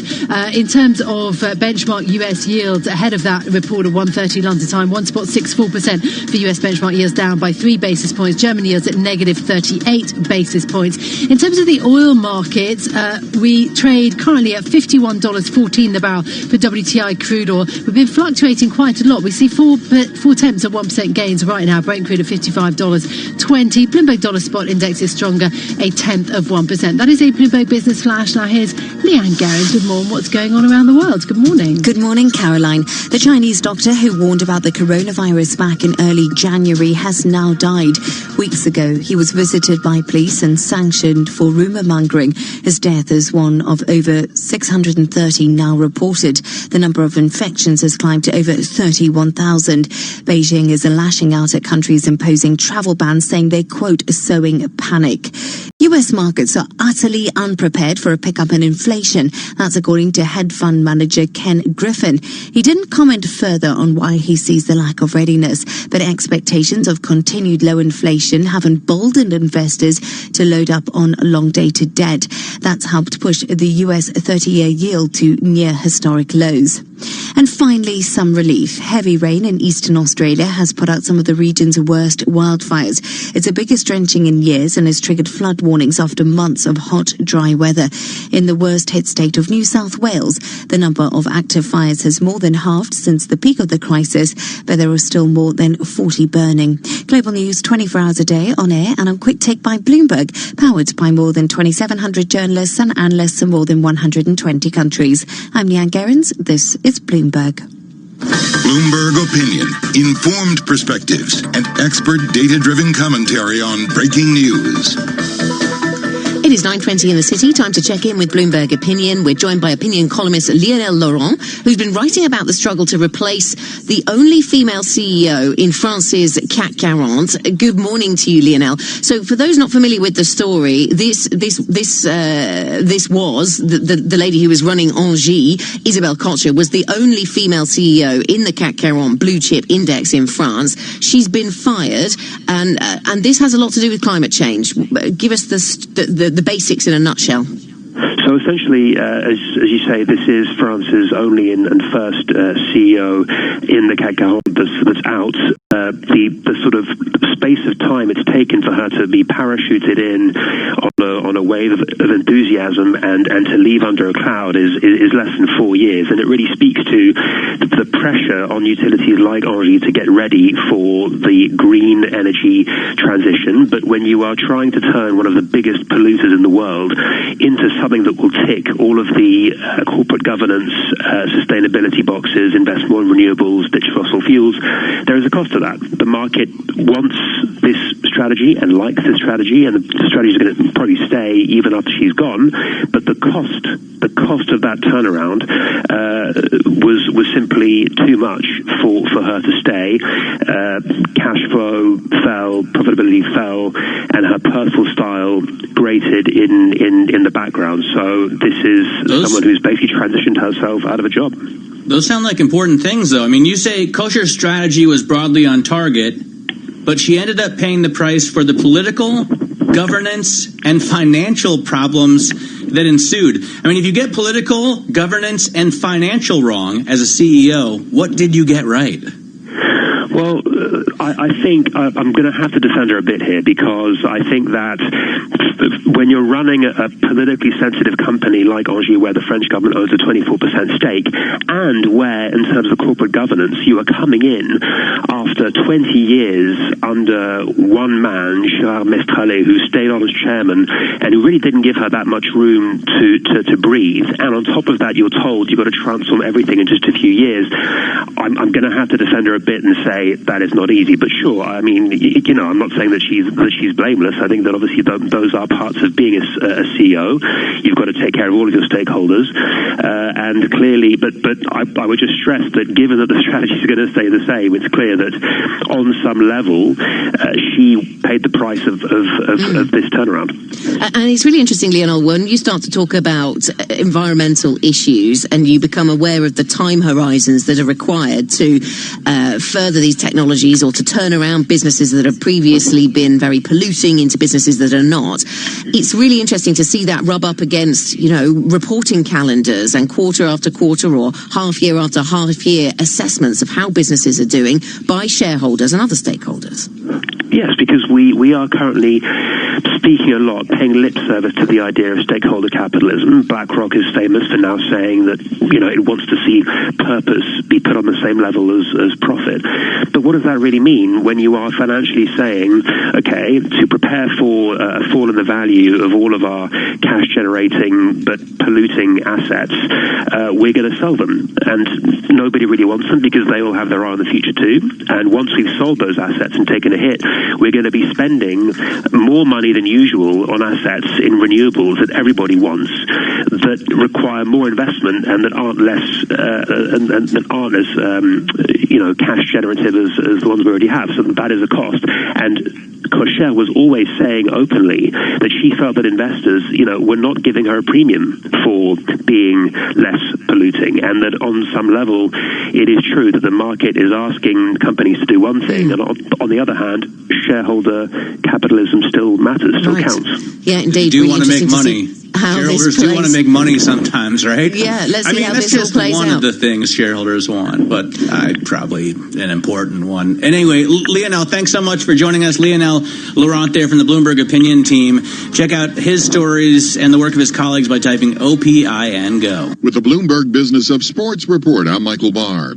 It's a U.S. professional league that is rapidly gaining clout in the sports world. Major League Soccer will give its players higher salaries and a share of its next media rights deal in a new collective bargaining agreement. Each MLS club's player spending budget will rise to $11.6 million by 2024 from $8.5 million in 2019. The league also says the pact also calls for a higher minimum annual salary for senior roster players and increased retirement benefits. Colorado, Illinois, Michigan, Montana, and Washington, D.C. could have sports book by mid-year, some in time for the NCAA basketball tournament to drive bets at FanDuel and DraftKings. And that is a Bloomberg Business of Sports report. I'm Michael Barr, brought to you by Marcus by Goldman Sachs. With a high-yield online savings account, you can money. Are you interested in a challenging and exciting career? One where you can be part of solving complex challenges across industries and geographies? Bloomberg's ever-expanding technology, data, news, and media services foster innovation, empower clients, and offer nearly limitless opportunities for career growth. Visit Bloomberg.com/careers today to view our current job opportunities. Bloomberg LP is an equal opportunity employer. The address once again is Bloomberg.com/careers. Portfolio Analyst, powered by Interactive Brokers, helps sophisticated investors understand the health of their complete financial portfolio. Portfolio Analyst is free and easy-to-use personal finance software that creates a consolidated view of banking, brokerage, and credit card accounts. Compare your consolidated portfolio against more than 200 benchmarks or create customized benchmarks for analyzing performance. Calculate time and money-weighted rates of return and use Portfolio Analyst for forecasting. Sign up for free at portfolioanalyst.com. Let's get this right, sir. You didn't see three men dressed as clowns take off in a van with a Renaissance painting because you were distracted by, and I quote, a sporty red compact SUV with a bold mesh grille, a sculpted bonnet with sweeping roofline on diamond-cut alloys. And beautiful rear haunches. So, you saw a Jaguar E-Pace. But what about the clowns? What clowns? Jaguar E-Pace, designed to steal attention. Search Jaguar E-Pace for up to 50% off selected floors and beds, and up to an additional £250 off your total flooring order. Carpet right for life. Terms and conditions apply. Keys. Check. Phone. Check. 70s playlist downloaded. Check. Nice. There's one more thing you should check before you leave. Your travel. There's a new cycleway under construction between Kensington Olympia and Brentford Town Centre, so expect delays due to lane closures at the junction of Kew Bridge Road and Chiswick High Road. Plan ahead at tfl.gov.uk. To the Mayor of London and TfL, every journey matters. The moment you realise you've drilled through an electric cable. The moment you realise that doesn't just mean no telly on the wall, but no telly full stop. The moment you realise you've got British Gas Home Care. And not just your electrics, but your plumbing, heating and drains are all covered. So the moment you've got a problem, make it our problem. British Gas, here to solve. Search British Gas Home Care. 5 is in! What a run! Touchdown, Kansas City! Congratulations to the Kansas City Chiefs on winning their first Super Bowl in 50 years and second in franchise history. 50, Watkins, 10, chase to the 5, into the end zone, touchdown! That may be all she wrote! While the NFL's 100th season may be over, football never stops on TuneIn. Search NFL Podcast to stay current with all the off-season wheeling and dealing. And get ready for the 2020 NFL Draft in April. Want to hear about the latest and greatest things to listen to on TuneIn? For reminders of the biggest live sports games, debates, and breaking news stories, follow @TuneIn on Facebook, Twitter, and Instagram to stay connected with the audio that matters to you. A lot of people aren't aware that TuneIn lets you listen to the same terrestrial stations that you pick up on your FM AM dial, except you can hear them from anywhere. To see all the stations broadcasting in your area, find the local radio section on the home screen. Keep it local with TuneIn. Broadcasting live to London on DAB Digital Radio, to New York, Bloomberg 1130, to Washington DC, Bloomberg 99.1, to Boston, Bloomberg 106.1, to San Francisco, Bloomberg 960, and around the globe, the Bloomberg Business app and BloombergRadio.com. This is Bloomberg Daybreak Europe. Good morning from the Bloomberg Bureau in Berlin. I'm Matt Miller. And I'm Anna Edwards. You're listening to Bloomberg Daybreak Europe. European equity markets on the back foot, it seems, this morning, Matt, but waiting for the payrolls data as well.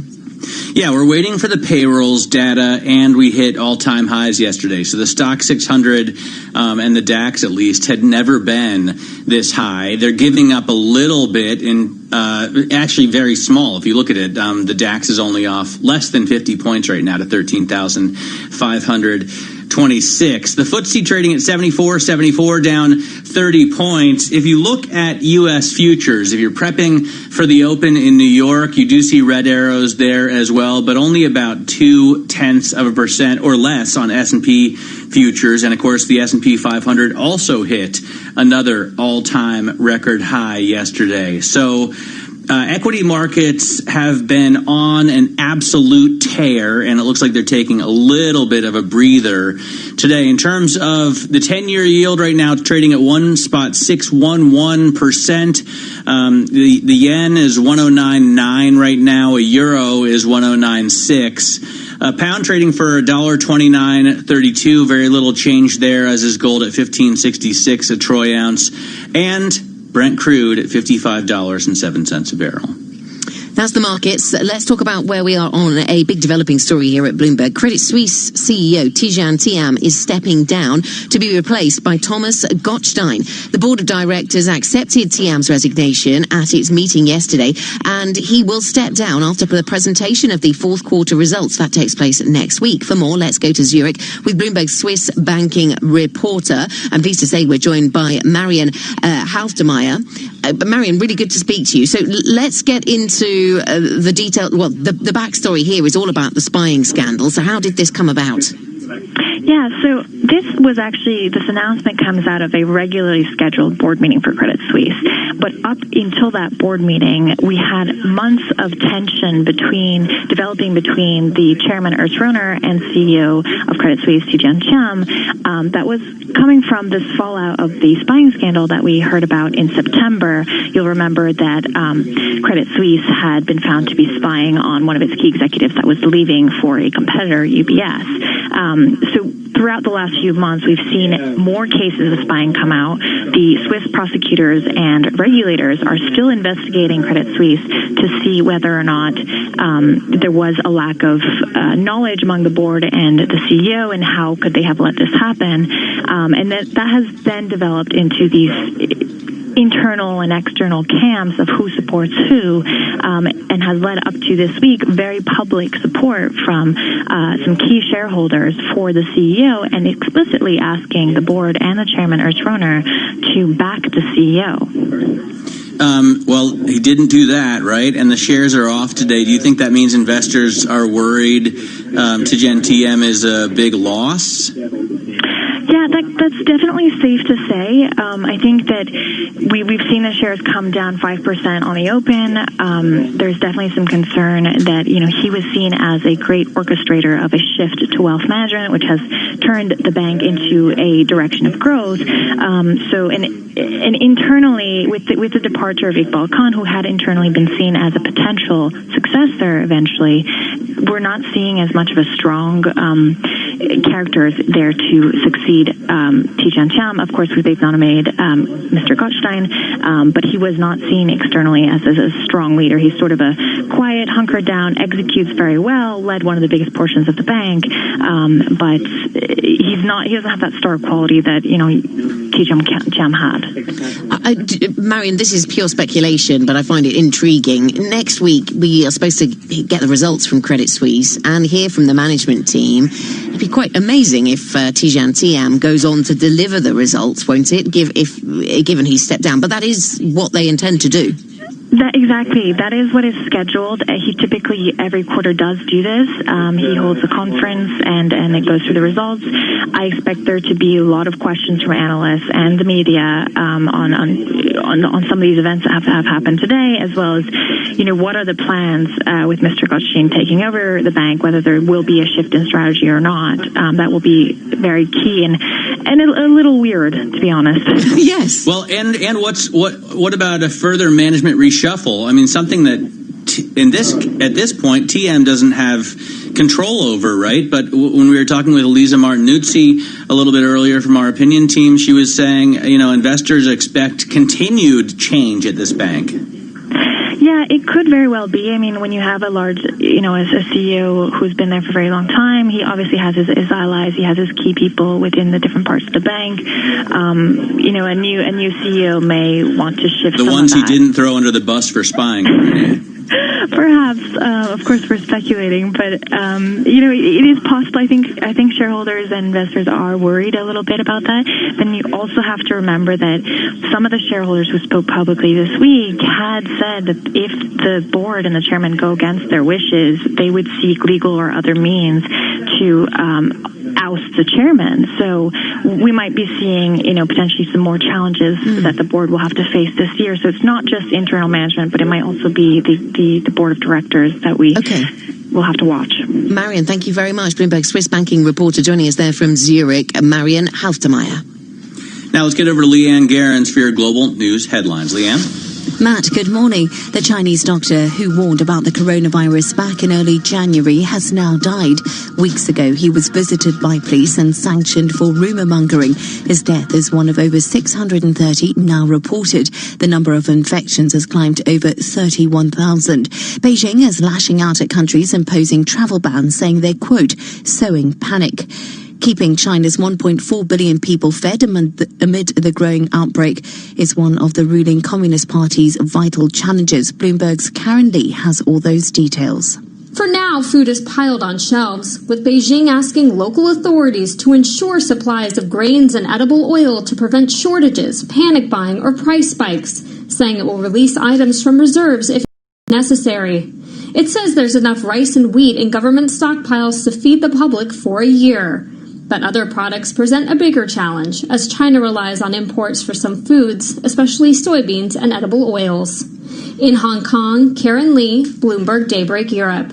Let's go to Ireland, where Leo Varadkar is hoping to remain Prime Minister for a second term as the country prepares to vote in tomorrow's general election. His Fine Gael party is behind in the polls to rivals Fianna Fáil.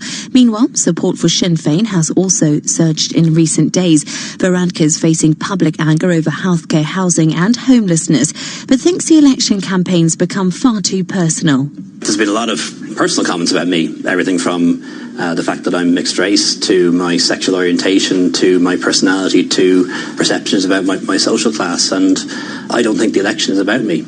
And full results from the Iowa caucus, and Pete Buttigieg has a razor-thin lead over Bernie Sanders. The Associated Press says it isn't declaring a winner in the race due to the tight margin and irregularities in the process.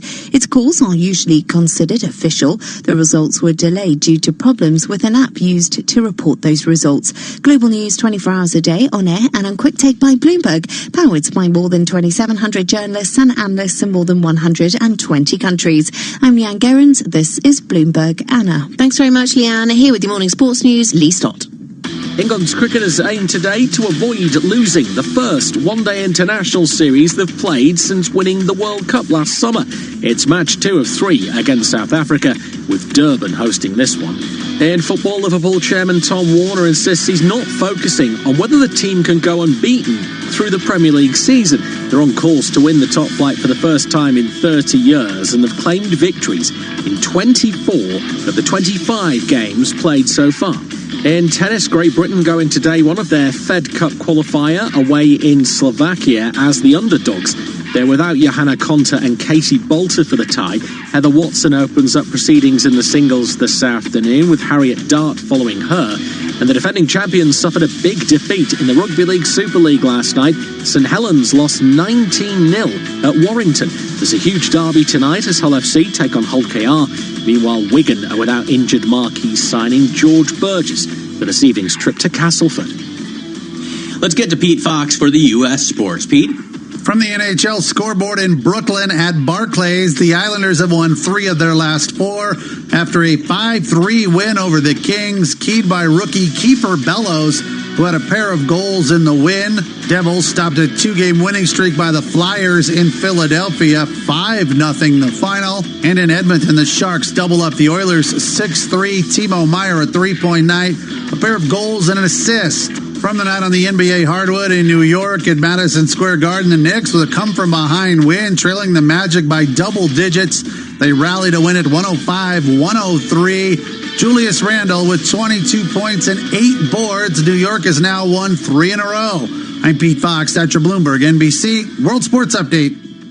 Thanks very much to Pete for that. Coming up on Bloomberg Daybreak Europe, we'll look ahead to the US jobs report. Jeremy Stretch, head of G10 FX strategy at CIBC, will be joining us. 165,000 jobs created in the month of January. That is the expectation in the market. What number will we get, and how important would the wages component be? We'll talk about jobs stateside next. This is Bloomberg.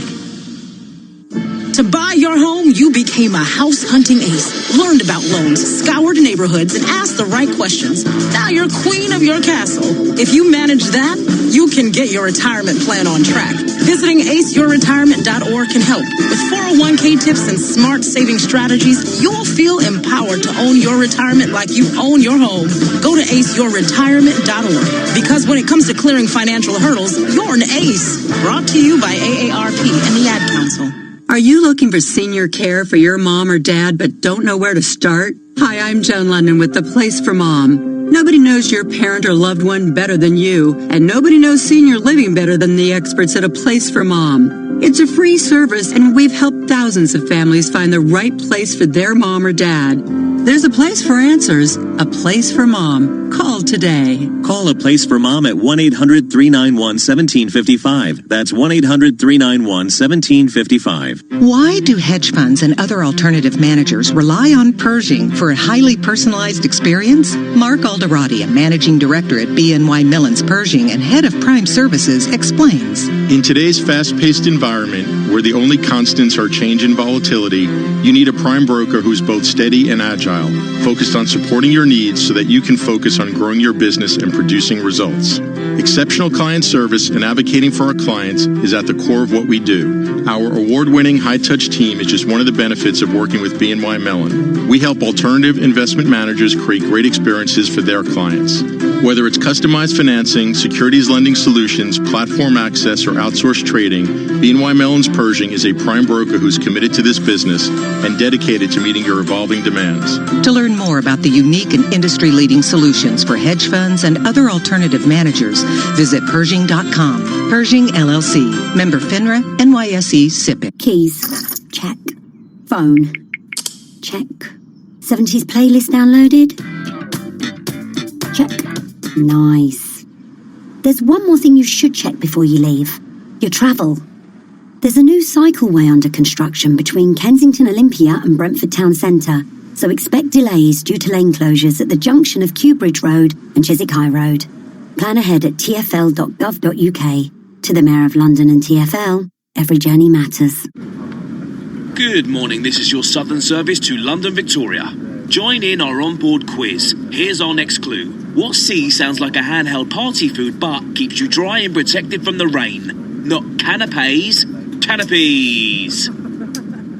At Southern Railway, we're investing over £7 million into making improvements for you, like canopies, cycle parking and new platform lighting across more of our stations.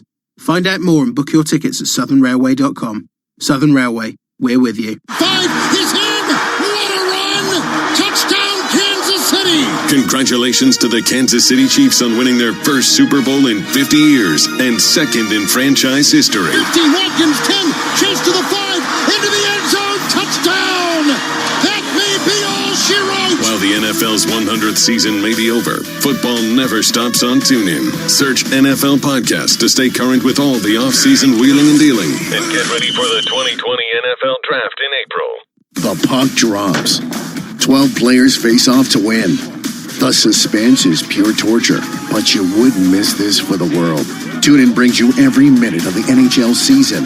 Listen live to hockey when it matters most on TuneIn.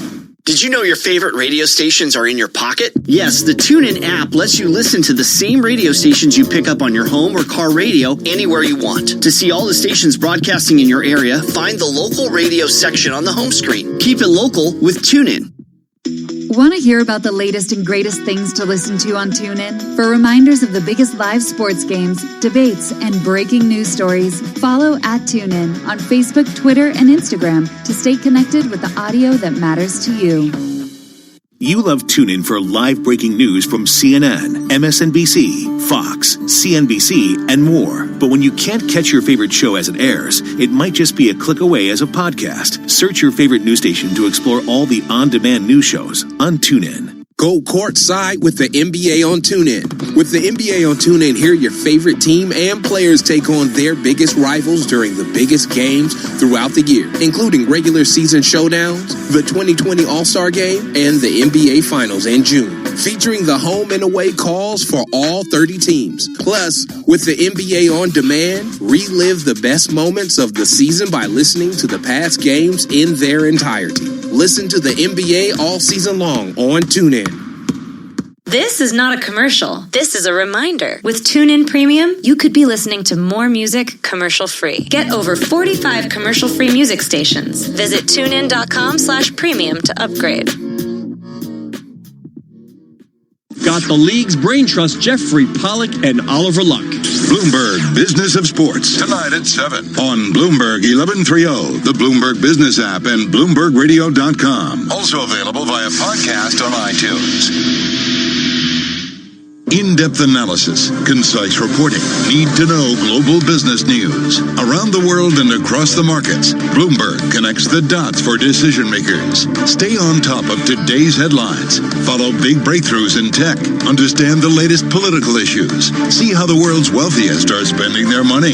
Track what's happening in the markets, and much more. Subscribe today to Bloomberg, the global standard for business reporting. Get it all at Bloomberg.com/subscriptions. Vatsal Shah is Senior Project Engineer at Mott MacDonald. a global engineering consultancy with more than 16,000 employees. He earned his PhD at New Jersey Institute of Technology, and as an adjunct professor, is helping NJIT students explore emerging technologies. My focus is renewable markets, emerging technologies, the idea of floating cities.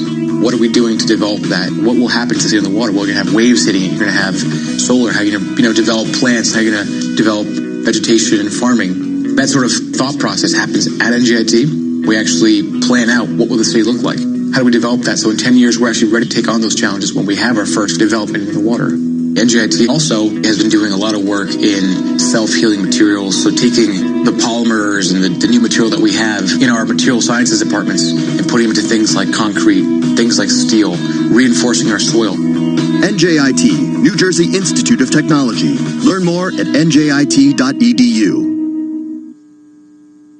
Markets, headlines and breaking news 24 hours a day at Bloomberg.com, the Bloomberg Business app and on QuickTake by Bloomberg. This is a Bloomberg Business Flash. From Bloomberg's European headquarters here in London, I'm Caroline Hepker with this Bloomberg Radio Business Flash. So stocks slipping here in Europe. The Euro Stoxx 600 down 0.3%. The FTSE 100 down 0.6%. Telecoms and real estate, the only sectors on the rise. Burberry dropping after it scrapped its guidance because of the impact of coronavirus. On the flip side, L'Oreal currently gaining almost 2% in terms of its share price because they had very good sales in Asia.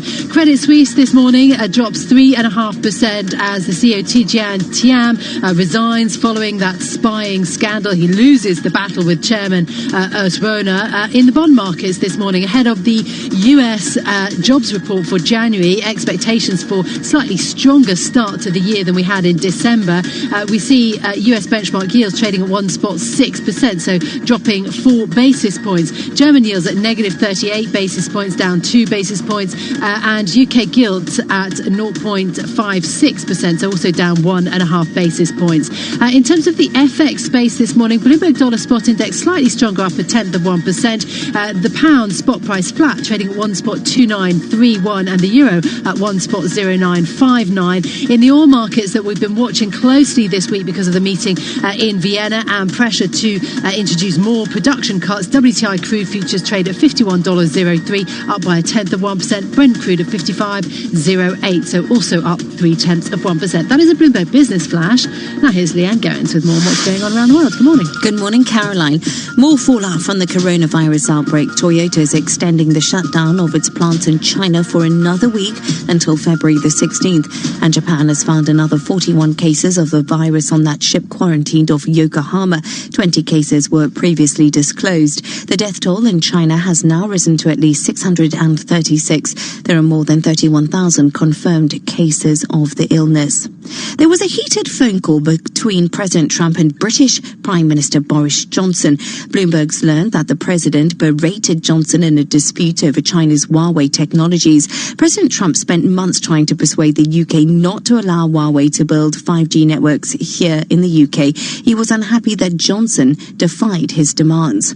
And there's excitement in the art world that Jeff Bezos might be splashing his cash on a new collection. Art dealers say the buyer behind 2 high-profile auction purchases in November was in fact the world's richest man. Bezos has just $125 billion to actually play with, according to the Bloomberg Billionaires Index, and kicked off the year with a near $2 billion windfall thanks to a share sale. Global news 24 hours a day, on air and on QuickTake by Bloomberg, powered by more than 2,700 journalists and analysts in more than 120 countries. I'm Leanne Gerrans. This is Bloomberg Matt. Have you now seen the picture that Jeff Bezos spent almost $53 million on? The picture. Is this the radio one? Yes, it is the radio one with the... The word radio is the name of the picture. It's just a green square with the yellow word radio on it. But the text of the radio is quite funky, I think. It's not just plain text. You know, they've used quite modern, funky text, so I can see why he likes it. But does that make it worth Does that make it worth the annual salaries of over 1,000 middle-class Americans? But isn't art in the eye of the beholder, but like beauty? There you are, Matt. I mean, yes, it is. But I feel like this, when I saw this story last night, I thought this is the final sign that this is some kind of bubble. It's a hunt for yield somewhere in the art world. Yeah, is that what we're talking about? Let's get over to Nathan Hager. He's prepping for the show out of Daybreak America is coming up next out of D.C. Yeah. Nathan, have you seen the $53 million painting that... anybody who supports radio as a concept, I'm going to get behind him. Should be a fan. Yeah, just saying. It's called Hurt the Word Radio. What does that even mean? Well, it looks like the hands are squeezing the word or something. I don't know. All right, what do you got coming up? I'm not going to get into it. I can't interpret art. I'm just talking on the radio. I don't think Jeff Bezos can either, but he's willing to pay $53 million for a square painting of the word radio. Yeah. In any case, the art world is something to behold. Well, we are starting this morning with the breaking news from overnight. Tidjane Thiam out at Credit Suisse. A shock move, considering the CEO had key shareholder support after the spy scandal, but in the end, it looks like the board is siding with the chairman. We're going to get the very latest from Bloomberg's Patrick Winters in Zurich, who's covering the developments for us this morning. We also are following the coronavirus, with Singapore now raising its alert level to the same level it was during the SARS outbreak. Presidents Trump and Xi have been on the phone talking about how it could affect their Phase 1 trade deal.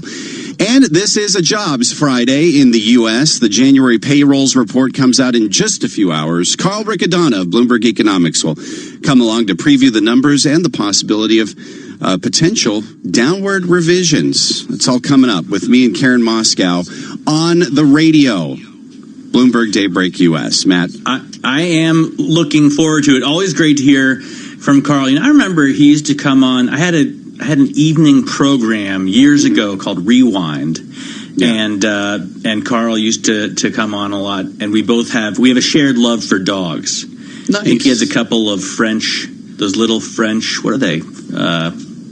Bulldogs? Little French no, they're bulldogs. He has a couple like French bulldogs. In any case, give him my best. I will tune in for sure. If you're listening on Sirius XM, you're going to hear Nathan and Karen and Carl up next. If you're tuned in on London DAB digital radio, you will hear Bloomberg Surveillance. Now, Matt, if you're not the world's richest person and you don't have a 12-figure fortune to throw at the contemporary art world, then might you decide to put some of your money into an assortment of currencies? Jeremy Stretch, head of G10 FX strategy, is here from CIBC to tell us how the currency market fares. And clearly we're looking ahead to the jobs report a little bit later on. Markets sort of tread water a little bit of risk off coming through this morning. How are you looking ahead to the jobs report then, Jeremy? Good morning, and a wonderful segue into currencies there, Anna. Well, clearly, as you say, it is Jobs Friday, and I think we're also seeing markets just taking a little bit of risk off the table as we go towards the end of the week. We have seen this stunning rebound in the last couple of sessions after the uncertainties that we saw earlier in the week, and I think people are quite rightly just taking a little bit of a few of their chips off the table because of the fear of what might happen over the weekend. As you mentioned, that Singapore raising of their status of alertness, I think, is a sign that perhaps we were too easily sort of swayed into pushing back against the sort of negativity. But of course, it is Jobs Friday, and I think if we do see a relatively strong employment print in the US, which will follow on from the robust data that we've seen in the last few sessions, economic surprise index in the US is continuing to climb and looks like it's going to be breaking up through the cyclical highs, then I think the path of least resistance, at least in the short term, is probably still going to be towards dollar strength, but also dollar EM, I think is going to be an interesting one, because if we are going to see some of those risk-off dynamics just playing out into the close of the session, then the dollar could well have some reasonable gains against EM as well. Yeah, we do see some real dollar strength today. The Bloomberg Dollar Index up to 1206. And this, as you know, most of these major currencies, Jeremy, I could quote them once, record it, and then replay that recording. It seems like forever. The euro is always worth $1.10 the last few months. The pound has been stuck in a tight range at 130. The yen, which has been trading between 108 and 110, is moving to the bottom of that range, if you want to consider 110, the bottom of that range. What's going to take to see any breakouts for these major currency quotes?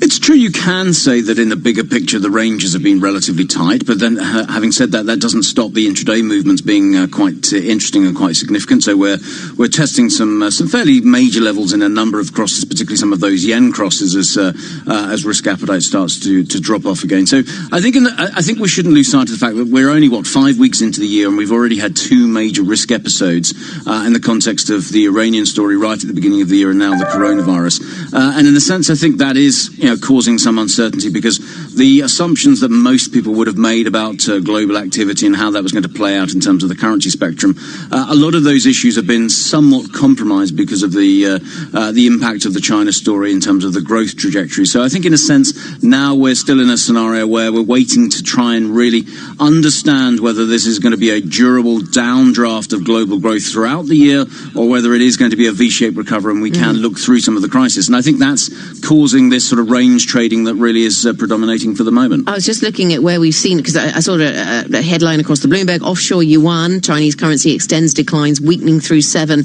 to the dollar. And I was just wondering about other currencies affected. The Australian dollar is weaker. In fact, the Australian dollar has been weaker a lot through the start of this year.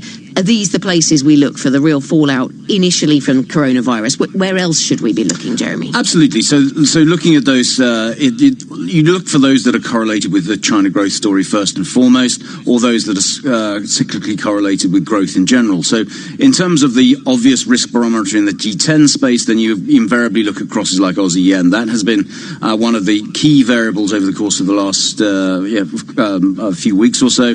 Interestingly, the Norwegian kroner against the yen has also proved to be a fairly significant one because, of course, the oil price has been under pressure as oil demand, particularly from China, has been substantially reduced. We've seen that in terms of the refinery numbers. So it's these sort of crosses that we will continue to look at, but also those that are intensely correlated with China. So if we are going to see perpetual downdrafts in terms of production in a number of the Chinese factories, as that translates into the production cycles, then those further downstream in terms of productive capacity we hit. Jeremy, thank you very much. Jeremy Stretch, head of G10 FX at CIBC. This is Bloomberg. With them. Keys. Check. Phone. Check. 70s playlist downloaded. Check. Nice. There's one more thing you should check before you leave. Your travel. There's a new cycleway under construction between Kensington Olympia and Brentford Town Centre, so expect delays due to lane closures at the junction of Kew Bridge Road and Chiswick High Road. Plan ahead at tfl.gov.uk. To the Mayor of London and TfL, every journey matters. From the financial capital of the world, 24 hours a day at Bloomberg.com, on the Bloomberg Business app, and on Quick Take by Bloomberg. This is Bloomberg Radio. Live from the Bloomberg Interactive Brokers Studios, this is Bloomberg Daybreak for Friday, February 7th, 2020. Coming up this hour. A shock at Credit Suisse. CEO Tidjane Thiam exits the bank after a power struggle with the chairman. Coronavirus cases in China pass 30,000 as the impact on business grows. Presidents Trump and Xi take to the phone to discuss the outbreak and its effect on their trade agreement. Democratic presidential candidates prepare for tonight's debate, plus New York Mayor de Blasio pushes affordability in his State of the City address. I'm Michael Barr. More ahead. I'm John Stashower in sports. The Mets say they're looking for a new owner. The deal with Steve Cohen is off. Wins for the Knicks, Islanders, and Devils. That's all straight ahead on Bloomberg Daybreak. On Bloomberg 1130 New York, Bloomberg 99.1 Washington, D.C., Bloomberg 106.1 Boston, Bloomberg 960 San Francisco, Sirius XM 119, and around the world on BloombergRadio.com and via the Bloomberg Business app. Good morning, I'm Karen Moscow. And I'm Nathan Hager. Bloomberg Daybreak is brought to you by SEI. Today's competitive marketplace requires asset managers to become more operationally adept. See how you can transform your business with SEI's global platform at seic.com/IMS. And U.S. futures are lower as we head into the final trading day of the week. 5:01 on Wall Street, and we check the markets every 15 minutes throughout the trading day on Bloomberg. S&P futures down about 10 points. Dow futures down 91. NASDAQ futures down 36. The DAX in Germany is down 0.4%. CAC in Paris down 0.2%. FTSE 100 down 0.5%. Nikkei 225 in Japan was down 0.2%. The Hang Seng in Hong Kong fell 0.33%. 10-year Treasury up 10/32, yield 1.60%. Yield on the 2-year 1.41%. NYMEX crude oil is up 0.2% or 11 cents at $51.05 a barrel. COMEX gold up 0.1%, up $1.60 to $15.71.60 an ounce.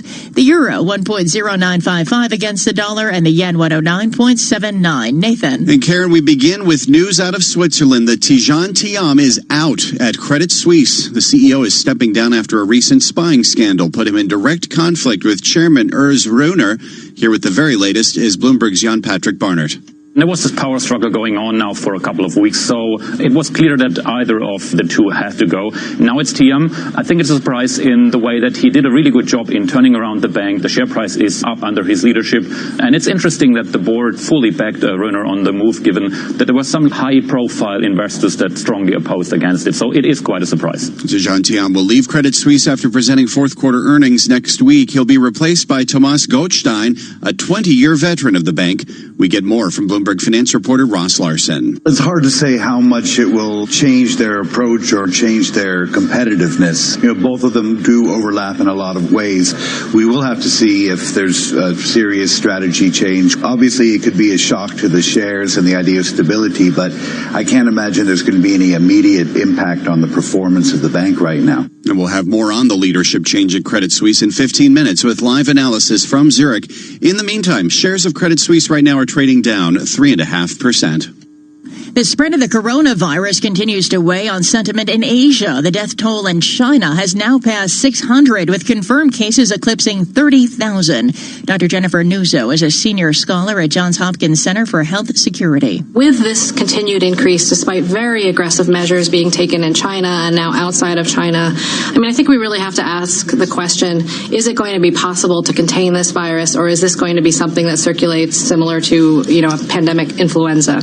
The virus is also spreading on a cruise ship in Japan. The number of cases there has risen past 60, making it the biggest center of infections outside of China. Industries around the world are being impacted by the illness. Burberry is abandoning its financial guidance for the year. Toyota is extending the shutdown of its plants in China, and the Chinese government is delaying January's trade data. Instead, it will release the numbers next month.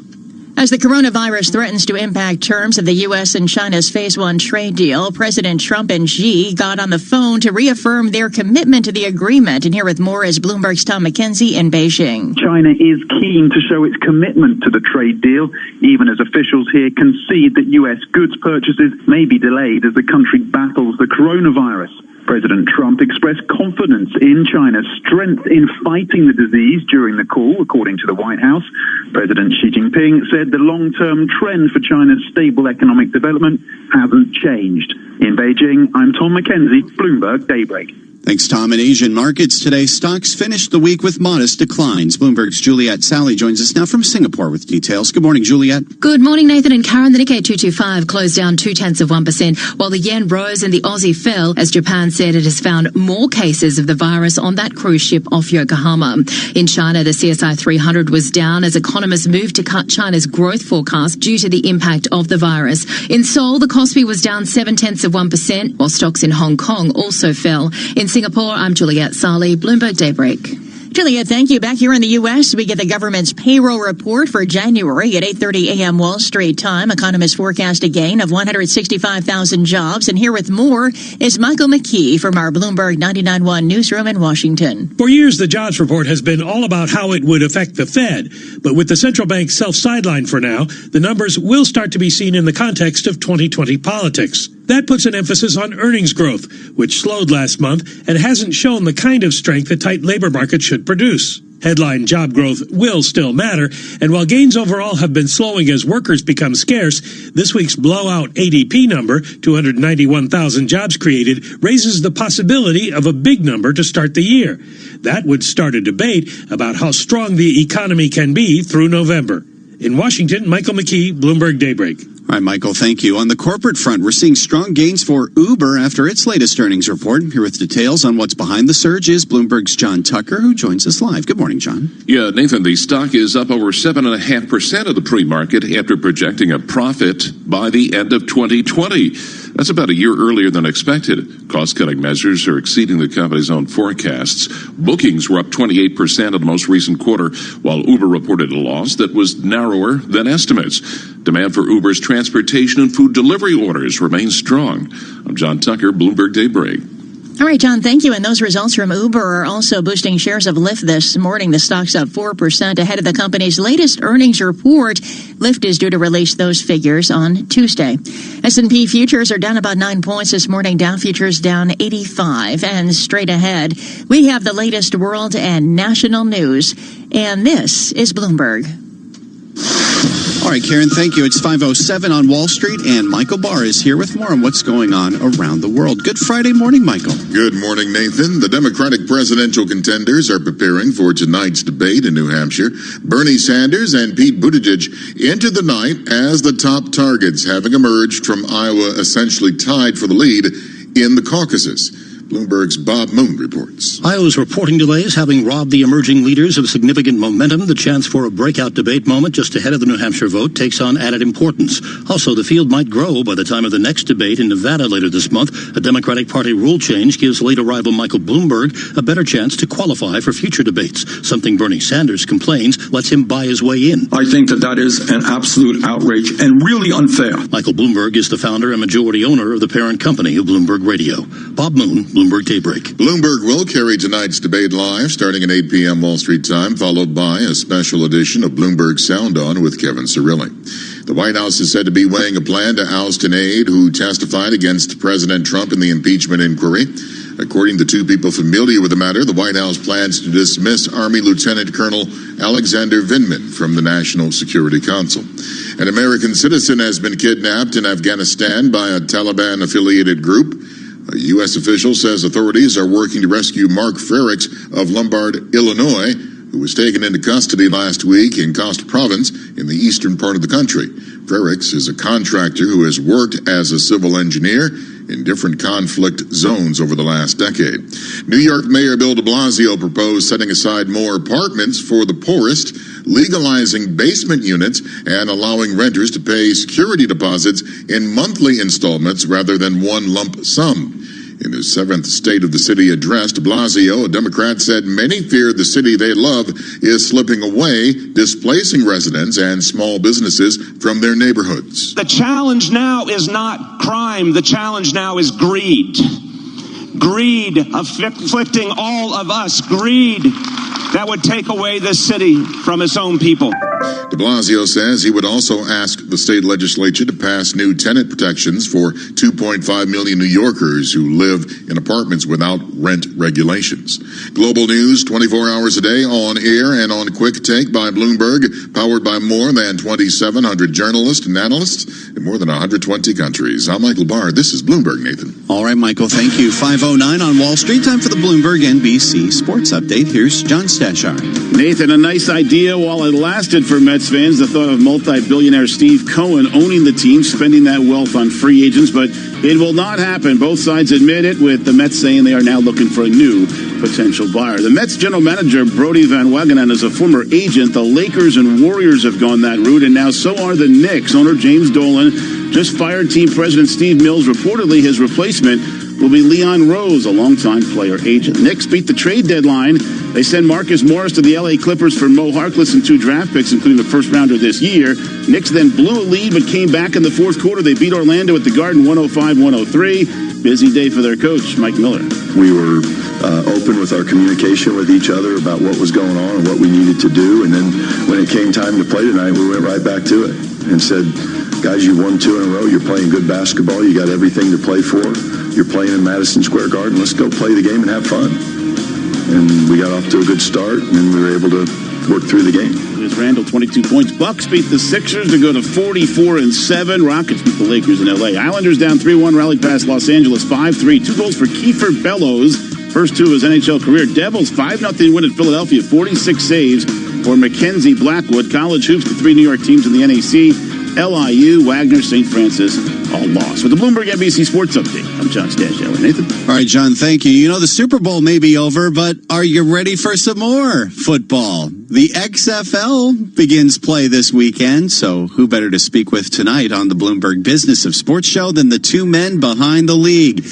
Catch our conversation with XFL CEO Oliver Luck and President Jeffrey Pollack tonight at 8 and tomorrow at 11 a.m. on Bloomberg Radio, or subscribe to the Bloomberg Business of Sports show wherever you get your podcasts. S&P futures lower by 12 points. Dow futures down 115. NASDAQ futures a loss of 46 points. This is Bloomberg. Asset managers who seize change to launch new strategies, add distribution channels, or exploit new technology to re-engineer the investor experience are often rewarded. However, in an industry paralyzed with complexity, few act with agility or decisively. Few run their business strategically.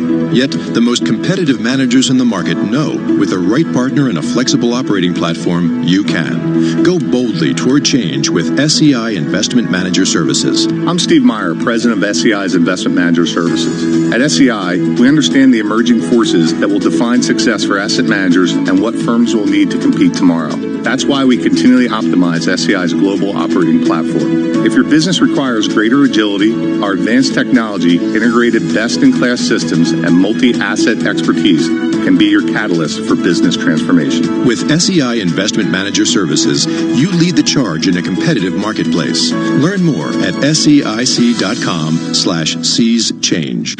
Business is constantly evolving. Is your financial printer evolving to keep ahead of the curve? At Command Financial, we are redefining financial printing by providing industry-leading expertise, leveraging technology, and honing processes and best practices.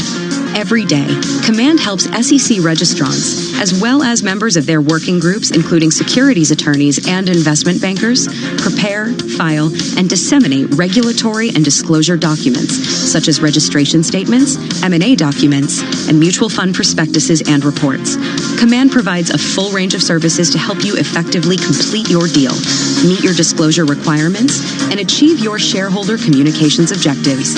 Visit our website at commandfinancial.com and learn how we're evolving, not only with the times, but also with your business requirements. Command Financial, redefining financial printing. Elite advisory firms rely on BNY Mellon's Pershing to meet the needs of their most complex clients. Karen Novak, Chief Operating Officer at Pershing Advisor Solutions, explains how. At BNY Mellon's Pershing, we bring whatever job you're searching for, you can find it on LinkedIn. First jobs, flexible jobs, keep me out the cold jobs, advertising jobs, accounting jobs, HR, PR, even ER jobs, East London jobs, West London jobs, extra hour in bed jobs, startup jobs, late start jobs, get home in the daylight jobs, banking jobs, building jobs, flexible working on a Friday jobs, or even voiceover jobs, which is how I ended up recording this ad. Search millions of jobs on LinkedIn and find one meant for you. There's just 1 week to go until Valentine's Day.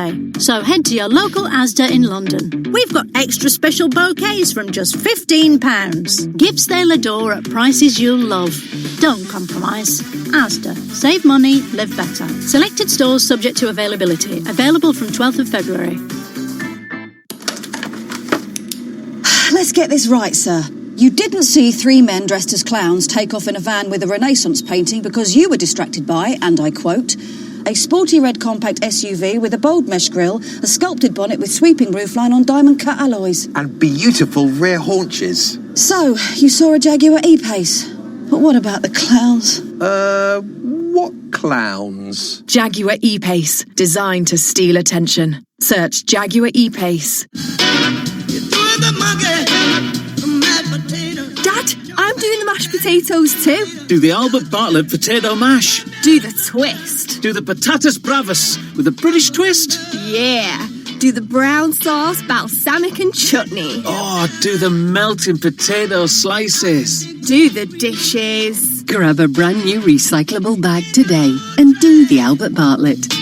He's got a brand new bag. Influential conversations from Bloomberg Television. Here's Taylor Briggs. Now, another stock that rallied on earnings this week is Twitter. The company beat revenue and user growth estimates in the fourth quarter. I spoke with Twitter CFO Ned Siegel. If you go back a few years, Twitter wasn't as good at moving fast, at testing, at having the confidence to try new things.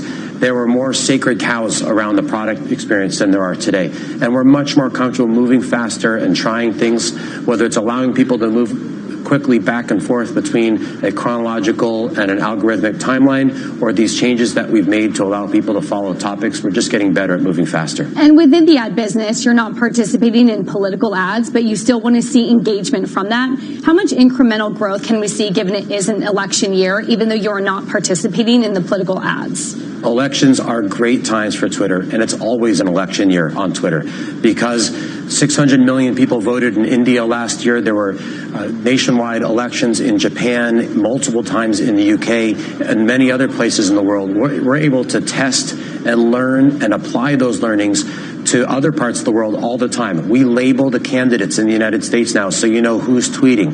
We are removing more spammy and suspicious behavior proactively. Bystander reports are down 27%. Hear more interviews like this one on Bloomberg Television, streaming live on Bloomberg.com and on the Bloomberg mobile app, or check your local cable listings. Markets, headlines, and breaking news 24 hours a day at Bloomberg.com, the Bloomberg Business app, and on Quick Take by Bloomberg. This is a Bloomberg Business Flash. And I'm Karen Moscow. It is Jobs Day. Stocks and U.S. stock index futures are slipping at the end of a week of big gains, while bonds climb before the U.S. employment data. We check the markets every 15 minutes throughout the trading day on Bloomberg. S&P futures down 14 points. Dow futures down 127. NASDAQ futures down 50. The DAX in Germany is down 0.5%. CAC in Paris down 0.3%. And the FTSE 100 is down 0.7%. 10-year Treasury up 13/32, yield 1.59%. And the yield on the 2-year 1.41%. NYMEX crude oil is down 0.2% or 8 cents at $50.87 a barrel. COMEX gold is up 0.2% or $3 to $15.72.90 an ounce. The euro 1.0951 against the dollar. British pound 1.2935, and the yen is at 109.69. And we do get the January jobs report at 8:30 Wall Street time. Wholesale inventories are out at 10, and then at 3 it's consumer credit. That's a Bloomberg Business Flash. Now here's Michael Barr with more on what's going on around the world. Michael, good morning. Good morning, Karen. After all the confusion in the Iowa caucus, the Democratic candidates are now turning their focus to New Hampshire. With all precincts reporting there's still no clear frontrunner, with Pete Buttigieg and Bernie Sanders only 0.1 of a percentage point apart, and both are declaring victory ahead of tonight's debate. Bloomberg will carry it live starting at 8 p.m. Wall Street time, followed by a special edition of Bloomberg's Sound On with Kevin Cirilli. President Trump announced last night American forces have killed a terrorist commander in Yemen. In sports, the owners of the New York Mets say they're not selling the team to billionaire Steve Cohen after they couldn't reach a deal. The Mets owners say the MLB franchise is still up for sale. In the NBA, the Knicks beat the Magic. In the NHL, the Devils and Islanders were winners. Global news 24 hours a day on air and on Quick Take by Bloomberg, powered by more than 2,700 journalists and analysts in more than 120 countries. I'm Michael Barr. This is Bloomberg, Nathan. Okay, Michael, thank you. It's 5:19 on Wall Street. Live from the Bloomberg Interactive Brokers Studios, this is Bloomberg Daybreak. Let's get more now on our top story this morning. The news breaking overnight that Tidjane Thiam is out as CEO of Credit Suisse as the bank struggles to move on from its corporate spying scandal. Joining us now with the latest from Zurich, Bloomberg News finance reporter Patrick Winters. Good to talk with you this morning, Patrick. And, this news does seem to be taken as a stunner here. Thiam had shareholder backing, but it seems like his standoff with the chairman of the board was not resolved. Yeah, I got to say it's been a shock for many people this morning, and this whole battle for control of Credit Suisse really escalated over the last week. Just last Friday, we wrote a story saying that Urs Ronen was looking for a successor to Tidjane Thiam, and he explicitly denied the story. And now we see, just 7 days later, how quickly things can move. I think what perhaps forced his hand was this this news flow and the fact that investors have been coming out in to actually attack him and the board over the last week, and that's really forced his hand. It's come down to a question of who's in charge. Is it Tidjane Thiam and a couple of key shareholders, or is it the board? And the board has made its mark now. Yeah, and it's interesting because over all this time, even with the spying scandal, Thiam had been instrumental in turning this bank around, the pivot from volatile trading business to wealth management. I mean, what could his departure mean for that strategy going forward? Is it off the table now? In some ways, his big restructuring, which took place in the 3 years through to 2019, that's over. So he came in, made some pretty bold decisions on cost cuts, on restructuring the bank, on tilting it towards wealth management, and that's basically been done. Right now the bank has said it's in more of an execution phase. I think what we still are going to need is this big global strategy with a leader which people believe in. Thomas Gottstein's just been named CEO, so it's up to him to carve out that role. And of course, Thomas Gottstein has been with the bank for about 20 years now. What more do we know about his role in the bank, what he could mean now as he takes the helm at Credit Suisse? I mean, in the bank, you could say he's kind of like Mr. Switzerland. So he's run the biggest unit, which is the Swiss unit. It's like a miniature version of, it's called the Swiss Universal Bank. It's like a miniature version of Credit Suisse, but just in Switzerland. It has private banking, it has investment banking, it has retail clients, and the feeling is he's done that pretty well. But his background is investment banking. He's an aggressive investment banker by heart, and he's done 10 years in London in ECM. So this guy's got experience, and he's got pretty good credibility within Switzerland. I wouldn't say that he's a global name like Tidjane Thiam is a global name. Right. What's his relationship like with the chairman? I mean, that's got to be a question that a lot of people are asking right now.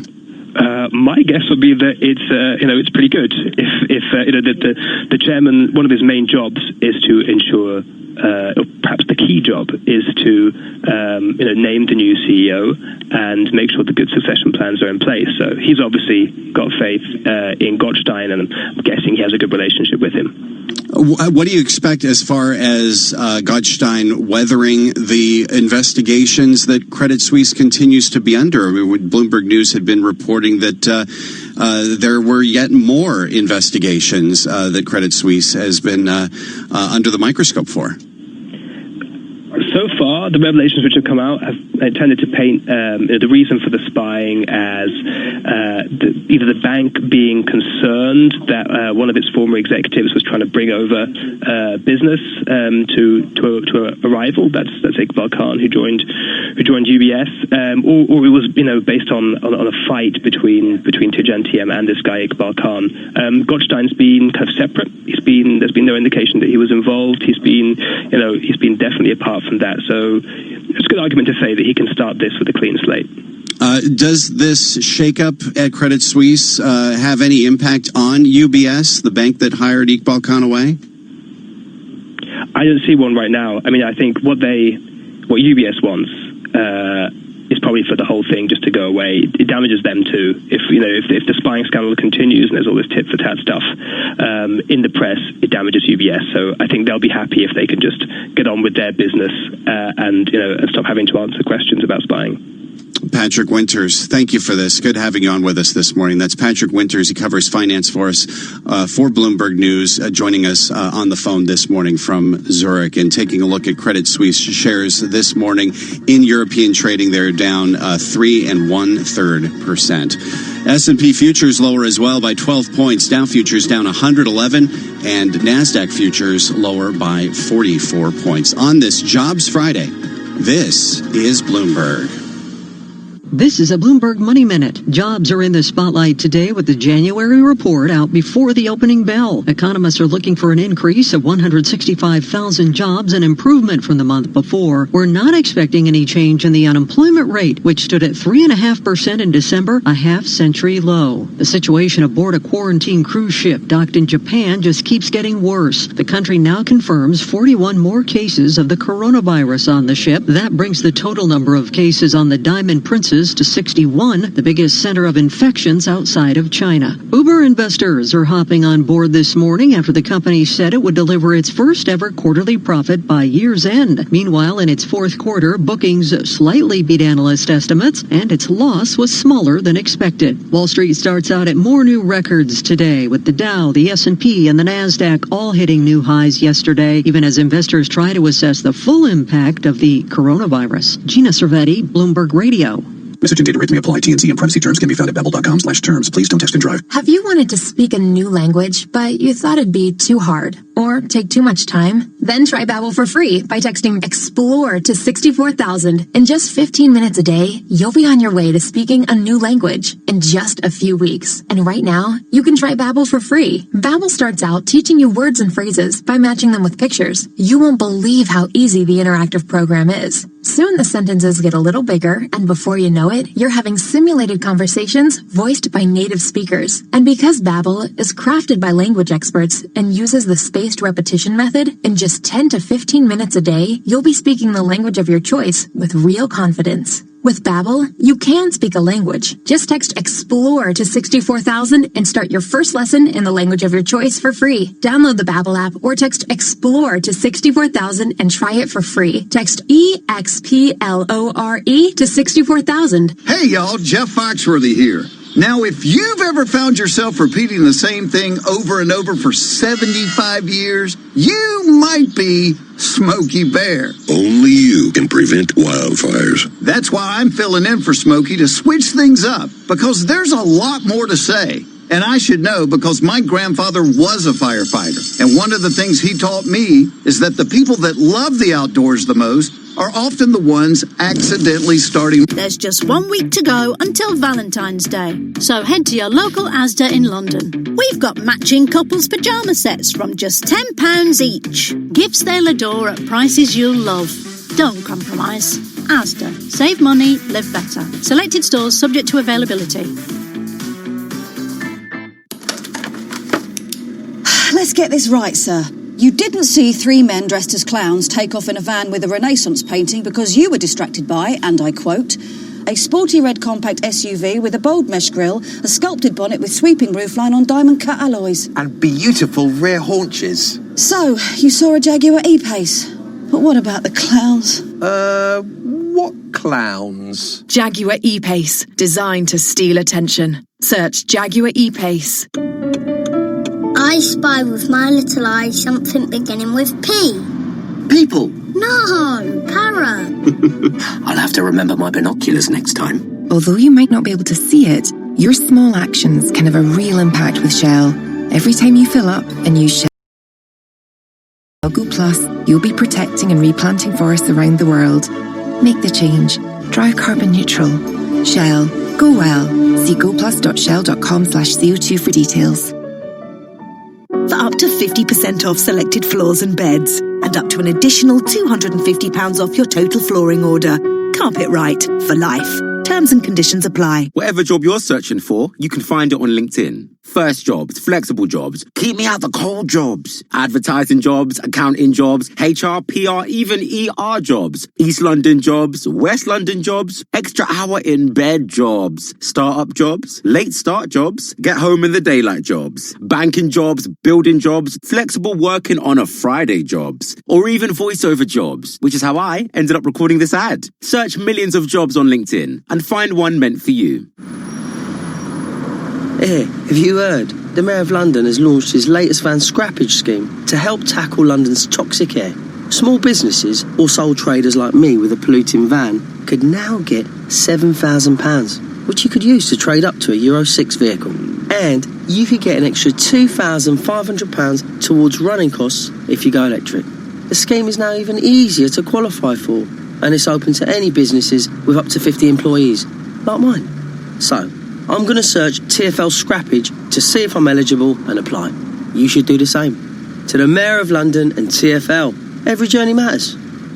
Broker Studio in New York, Bloomberg 1130. To Washington, D.C., Bloomberg 99.1. To Boston, Bloomberg 106.1. To San Francisco, Bloomberg 960. To the country, Sirius XM Channel 119. And around the globe, the Bloomberg Business app and BloombergRadio.com.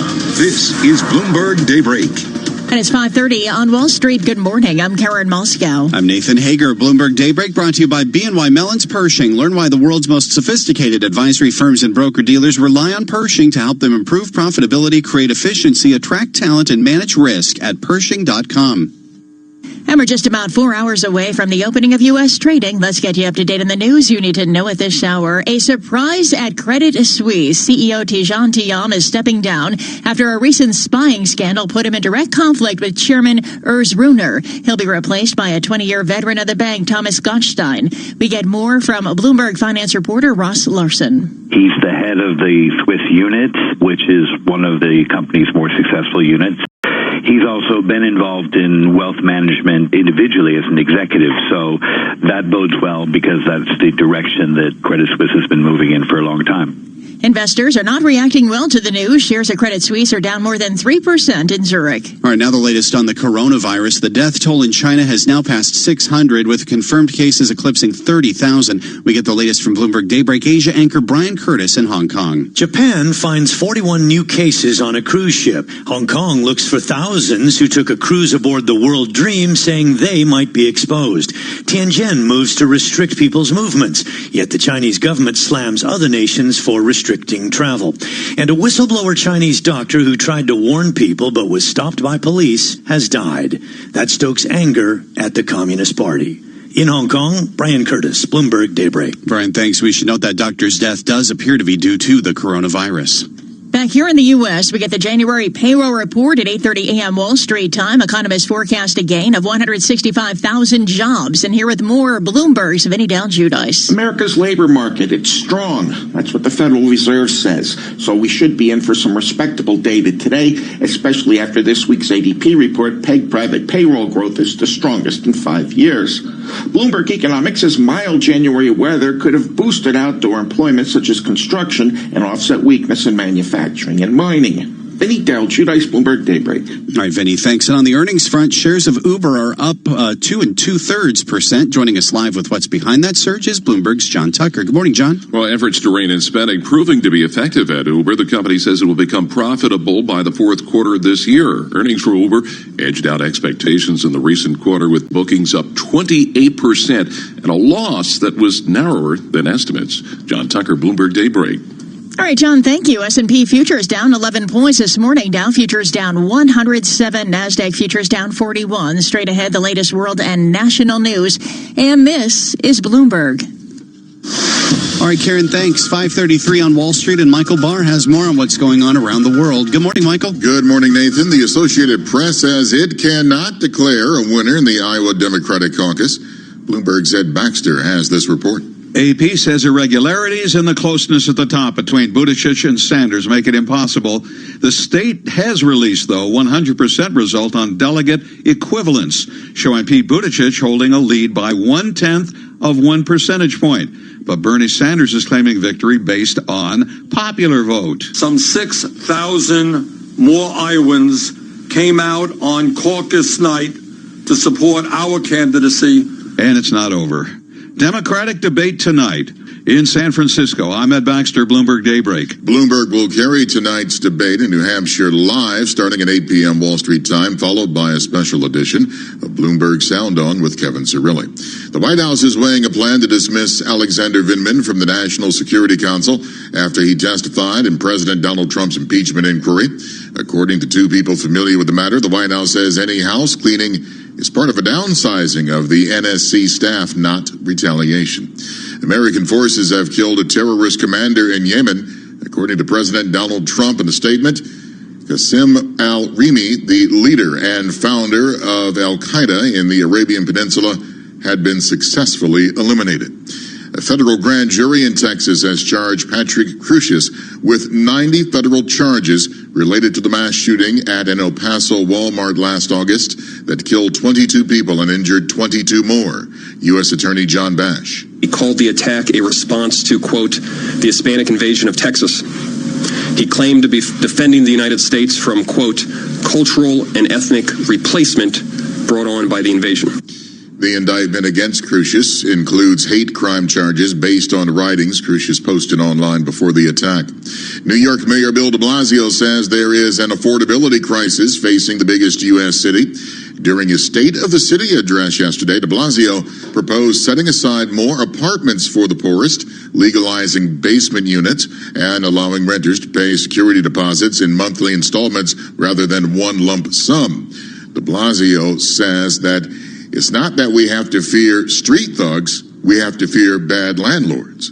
Global news 24 hours a day, on air and on Quick Take by Bloomberg. Powered by more than 2,700 journalists and analysts in more than 120 countries. I'm Michael Barr. This is Bloomberg, Nathan. All right, Michael, thank you. It's coming up to 5:36 on Wall Street. Time for the Bloomberg NBC Sports Update with John Stashower.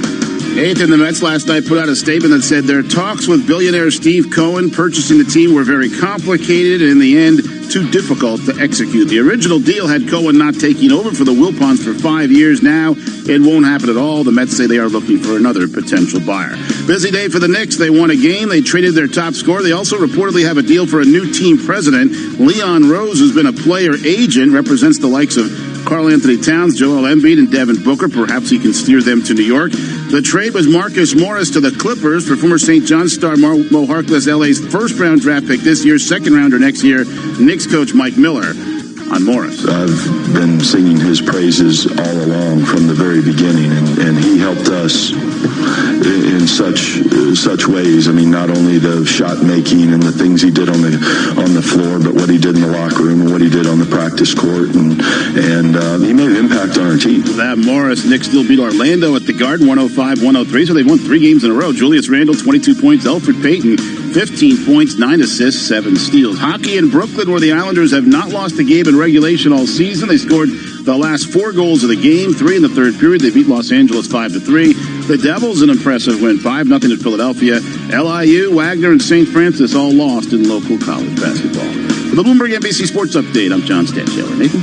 All right, John, thank you. It's 5:37 on Wall Street, and the latest edition of Bloomberg Business Week is on newsstands now. The cover is on the economic impact from the coronavirus outbreak. Peter Coy wrote the story for Bloomberg Business Week. There are a lot of ways in which this could turn really sour, and the obvious one is that the virus is less containable than predicted. Read more about this and other stories in this week's timely edition of Bloomberg Business Week. It's on newsstands now and online at businessweek.com. Terminal customers can receive a complimentary subscription at MAG Go. Listen to Business Week with Carol Masser and Jason Kelly right here on Bloomberg Radio. Watch it on YouTube weekdays from 2 to 6 p.m. Wall Street time. Get global business, finance, and tech news on your TV, computer, or mobile device. Just visit youtube.com and search Bloomberg Global News. It's 5:38 on Wall Street. Time now for the Tri-State Business Report on this Friday morning. We check in live with Bloomberg's Ed Corey. Nathan, the 5 counties that make up New York City show the greatest number of job losses based on people who live there, leading all U.S. counties. Kings County shed 15,204 jobs, the biggest drop. Kings was followed by Queens with a loss of 14,875 jobs. Real estate brokers can no longer impose a fee on New Yorkers when they rent an apartment. The ruling's a win for renters who until now have often paid upfront broker costs along with their security deposit and first month's rent. That's made living in New York City increasingly expensive. A controversial proposal to merge the 2 Rutgers University medical schools may be gaining momentum. NJ Spotlight says the Rutgers University Senate today will consider permitting leaders at Robert Wood Johnson Medical School in New Brunswick and New Jersey Medical School in Newark to explore unifying the colleges. That's your Bloomberg Tri-State Business Report. I'm Ed Corey. Nathan? All right, Ed, thank you. 5:39 on Wall Street. Bloomberg Radio is on the air from San Francisco to New York, London to Hong Kong. Let's check in with our global news team for some of the top stories heard on our 300 affiliate radio stations around the world. I'm Courtney Donahoe on KRLD in Dallas. T-Mobile logged its 11th straight quarter of earnings growth. I'm Steve Podeskin on 1010 Wins in New York. We are looking at Warner Music Group, which wants to go public again. I'm Caroline Hepke on Bloomberg DAB Digital Radio in London. We're reporting on a bump in property prices in January, according to the Halifax House Price Survey. I'm Tom Busby, and on KYW in Philadelphia, I'll be reporting on an area chemical giant ending production of a pesticide linked to brain cancer. I'm Ed Corey on WWJ in Detroit. I'm reporting Toyota and Honda are extending their shutdowns in China because of the coronavirus. Those are some of the stories our 2,700 journalists and analysts are working on this morning around the world. Speaking of shutdowns tied to coronavirus, Wynn Resorts is losing about $2.5 million a day thanks to the casino shutdown in Macau. China ordered a 15-day closure to prevent the virus spread. Wynn gets as much as 3/4 of its gaming revenue from Macau. Shares of Myriad Genetic have lost almost a third of their value this morning. The DNA testing company says its CEO, Mark Capone, is resigning after a steep drop in sales.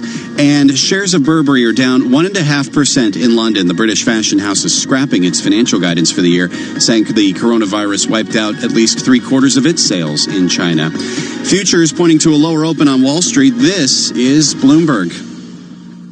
25 years ago, NJIT graduate Dick Sweeney co-founded Keurig Green Mountain, a company whose incredible innovations changed the way the world brews a cup of coffee. Today, he lectures widely on business leadership and is a strong advocate for NJIT's work to combine business education with the power of STEM. NJIT is definitely fostering the innovative thinking for budding entrepreneurs simply because that's the world we live in. NJIT is producing students that have been trained, educated, and given the business acumen to be a contributor to a company. The distinct mission is to develop great STEM scholars. The attributes I've always looked for in team members are heart, smarts, guts, and luck. So we want people with passion, intelligence, courage, and never discount luck. The student coming out of NJIT has experienced all of that. NJIT, New Jersey Institute of Technology. Learn more at njit.edu. Asset managers who seize change to launch new strategies, add distribution channels, or exploit new technology to re-engineer the investor experience are often rewarded. However, in an industry paralyzed with complexity, few act with agility or decisively. Few run their businesses strategically, yet the most competitive managers in the market know with the right partner and a flexible operating system, you can. Go boldly toward change with SEI Investment Manager Services. I'm Steve Meyer, president of SEI's Investment Manager Services. At SEI, we understand the emerging forces that will define success for asset managers and what firms will need to compete tomorrow. That's why we continually optimize SEI's global operating platform. If your business requires greater agility, our advanced technology, integrated best-in-class systems, and multi-asset expertise can be your catalyst for business transformation. With SEI Investment Manager Services, you lead the charge in a competitive marketplace. Learn more at SEIC.com/seize change. Whatever job you're searching for, you can find it on LinkedIn. First jobs, flexible jobs, keep me out the cold jobs, advertising jobs, accounting jobs, HR, PR, even ER jobs, East London jobs, West London jobs, extra hour in bed jobs, startup jobs, late start jobs, get home in the daylight jobs, banking jobs, building jobs, flexible working on a Friday jobs, or even voiceover jobs, which is how I ended up recording this ad. Search millions of jobs on LinkedIn and find one meant for you. Keys. Check. Phone. Check. 70s playlist downloaded. Check. Nice. There's one more thing you should check before you leave. Your travel. There's a new cycleway under construction between Kensington Olympia and Brentford Town Centre, so expect delays due to lane closures at the junction of Kew Bridge Road and Chiswick High Road. Plan ahead at tfl.gov.uk. To the Mayor of London and TfL, every journey matters. Why would anyone shop at TK Maxx? I don't have the time. Well, you can still look fine, 'cause there's big brand deals at TK Maxx online. Ooh, tkmaxx.com. Ridiculous possibilities are here to stay when you TK Maxx the right way. Otto Sergey now checks for better energy deals so you don't have to. Meaning we can all sit back and relax. Can't we, Sergey? Sergey? Hey? What? Tell the people that we can sit back and relax. Oh, we can sit back and relax. Oh, don't waste energy worrying about energy. Automate it with Otto Sergey. Compare the market. Keep life simple. Customer preferences determine alerts based on tariff type, payment type, supplier rating, and minimum annual saving of £50. Upside down. At At Bristol Street Motors Ford, we know how much you'll love driving a brand new Ford. In fact, we think you'll be head over heels, and we don't want you to miss out. That's why we'll give you £500 when you take a test drive and buy one before the end of February. That's a £500 saving on list prices if you test drive and buy a new Ford from across the range before the end of February. Good job it's a leap year. You get an extra day. Come and see the range, find the new Ford for you, and save £500. Only at Bristol Street Motors Ford in Bromley and Orpington. Excludes Mustang models. Terms and conditions apply. Global news 24 hours a day, on air and at TikTok on Twitter. Powered by more than 2,700 journalists and analysts in over 120 countries. This is Bloomberg Radio. Now, a global news update. The Chinese doctor who first raised concerns about the spread of the coronavirus has died from the disease. Correspondent David Culver says Dr. Li Wenliang tried to warn the public. He, instead of getting praised for discovering what he thought was a SARS-like illness going around, got pulled in by police, told, do not ever say this, keep quiet. Well, that ended up leaking once we found out this was actually something. Even the Supreme Court in China vindicated him towards the end of his life. That doctor was 34 years old. Democratic National Committee Chairman Tom Perez has called for a recanvass of all the votes in the Iowa caucuses. Perez told MSNBC's Rachel Maddow show. What happened in Iowa was unacceptable, and the party chair has acknowledged that. He's apologized for that, and we've worked together over the last few days to fix the challenges. Extreme flooding brings the governor of Virginia to declare a state of emergency in the Commonwealth. I'm John Trout. Why all the top-tier experts? Because business is not a magic trick. Give us a sense of the economic backdrop. Bloomberg Markets. Which financial records are these? Weekday mornings at 10 Eastern on Bloomberg Radio. Bloomberg, the world is listening. Markets, headlines, and breaking news 24 hours a day at Bloomberg.com, the Bloomberg Business app, and on Quick Take by Bloomberg. This is a Bloomberg Business Flash.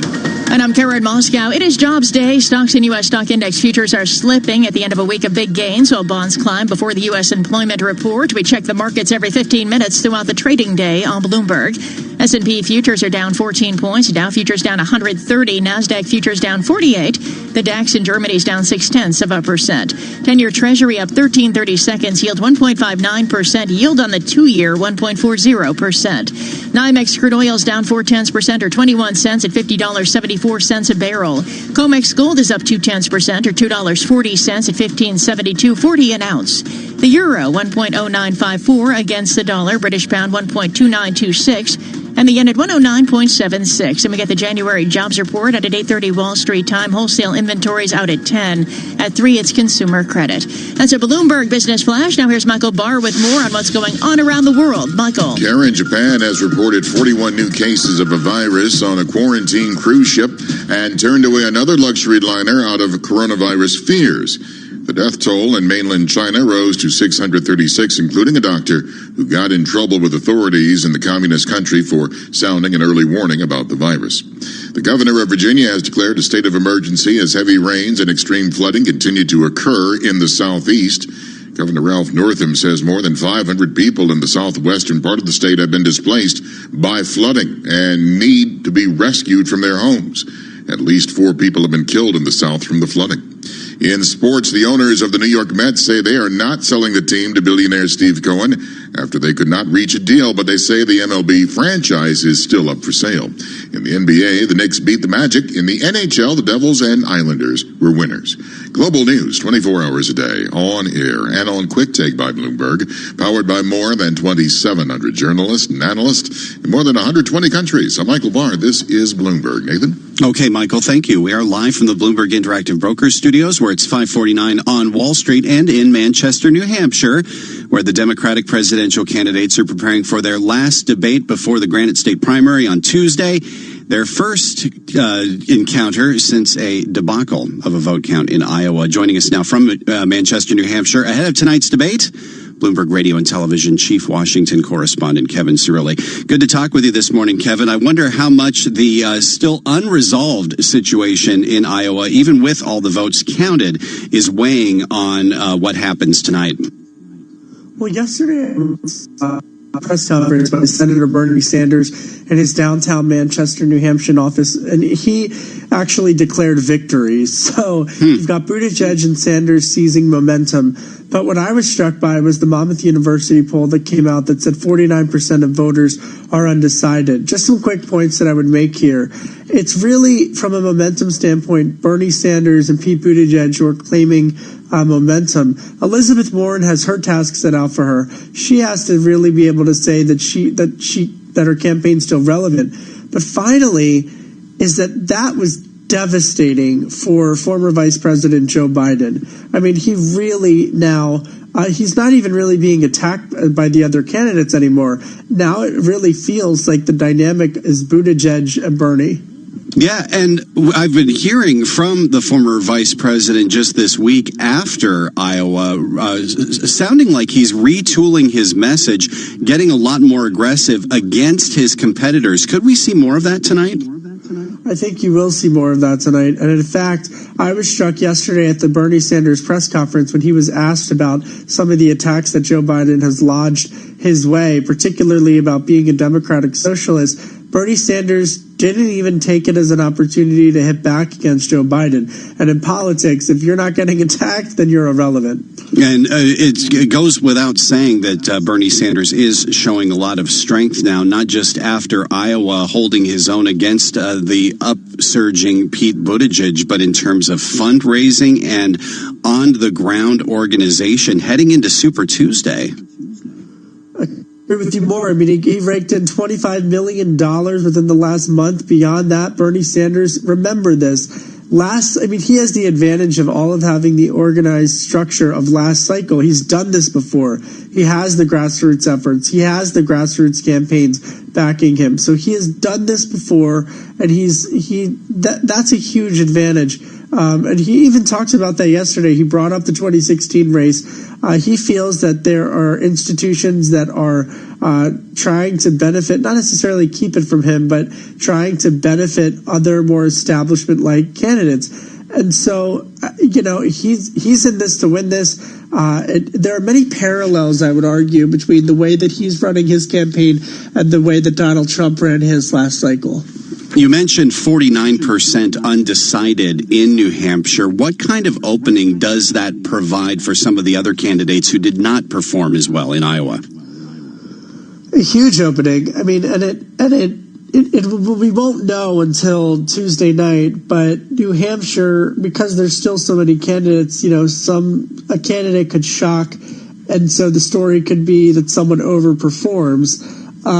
But Bernie Sanders, and Pete Buttigieg now. The thing that I think we in the media sometimes forget is that for other folks outside of our world, a win is a win, and you get the most votes to win. Everything else is just noise. So for Bernie Sanders and Pete Buttigieg, they're trying to say, actually, for as complex as the delegate process is, it's actually quite simple to most Americans. You show up to the poll, you vote, and whoever wins gets momentum. Indeed. Bloomberg Chief Washington Correspondent Kevin Cirilli with us this morning from Manchester, New Hampshire, site of the presidential debate among the Democrats. You can hear it right here on Bloomberg Radio beginning at 8 p.m. Wall Street time, followed by a special edition of Bloomberg Sound On with Kevin Cirilli following that debate tonight. Karen? Nathan, thank you. It is 5:53 on Wall Street. It's time for the Bloomberg Law Report. Let's get to the legal stories we're watching this morning from Bloomberg's Jeff Bellinger. The head of the EPA's Chemical and Pesticides Office says the agency must issue final regulations restricting imported products with older forever chemicals by June. A New York appeals court delivered a blow to companies like DraftKings and FanDuel, ruling that fantasy sports contests are illegal gambling and therefore unconstitutional. California-based online video game company Roblox has recruited Mark Reinstrup as its new general counsel. Bloomberg Law. Everything you need, all on one legal research platform, including guidance, analysis, and Bloomberg Market Intelligence. Find out more at BloombergLaw.com. And now another legal story we're watching. Global consulting giant McKinsey in the middle of a trial centered on whether it's in violation of bankruptcy conflict of interest rules. McKinsey spent tens of millions of dollars fighting allegations that it flouts rules designed to expose potential conflicts of interest in corporate restructuring cases. For more on the trial, Bloomberg's June Grasso speaks with Diane Lourdes-Dick, a professor at the Seattle University School of Law. The bankruptcy judge, David Jones, says the fact this proceeding exists has caused changes in every single commercial case I've had. How so? Or is that a little bit of an overstatement on his part? As in all areas of commercial practice, right, there's the black letter law, and then there's a customary practice that has evolved in response to the technical requirements. Here I think the challenge going forward is understanding how exactly we should apply bankruptcy law's very broad, rightfully broad disclosure rules to a very complex advisory firm that has multiple business units, multiple affiliates, doing work all around the world. I think the Department of Justice has recently updated its guidelines for evaluating these sorts of disclosures and allegations of conflicts of interest. And of course, cases such as this are setting important new precedents going forward. My understanding is that there's always been a strong awareness that these rules are rigidly applied and that professionals would err on the side of disclosing, even to the extent that they would regularly update their disclosures during the pendency of the case. So as far as how this will change, if disclosure was a good decision already, it's even more of a good decision now going forward. Now, McKinsey agreed to a $15 million settlement with the U.S. Trustee's Office last year after the Justice Department bankruptcy watchdog launched an investigation into the firm's bankruptcy disclosures. What does that indicate to you about the way the firm has been making disclosures? Well, my guess, and I haven't examined all of the underlying documents or public material available about these incidents, but I guess what it would suggest to me is that going forward, that investigating their own internal process, they've decided that there are things that they can do differently to ensure, again, that such a complex and large company is doing everything that it can to ensure adequate disclosures. Both sides have spent tens of millions of dollars on the litigation. McKinsey has just $8 million in fees on the line. Was there ever a point that settlement was considered? I don't know if to what extent they've considered settlement. My impression, though, from what I have seen, would be that certainly there's a feud among these parties, but also there's important reputational concerns for McKinsey. I think that more than anything, at this point, that's a really important battle for them to fight. If they believe that their reputation is on the line, that's a huge commercial asset for them that it would make sense for them to try to protect. And that's Seattle University law professor Diane Lourdes-Dick speaking with Bloomberg's June Grasso. Catch more of that interview plus analysis of the latest legal news by subscribing to the Bloomberg Law Podcast or downloading the show at Bloomberg.com/podcast. And attorneys can find exceptional legal research and business development tools at BloombergLaw.com. And futures are lower this morning. S&P futures down 14 points. Dow futures down 135. NASDAQ futures down 49. And the 10-year Treasury up 13.30 seconds. Yield 1.59%. And Bloomberg Daybreak continues. This is Bloomberg.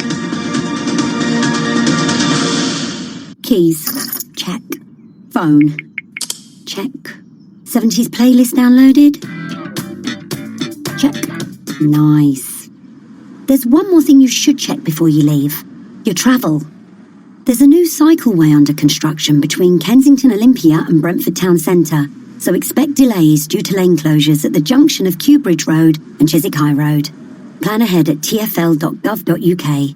To the Mayor of London and TfL, every journey matters. I've got my own place now, Money. My parents put up the 10% security.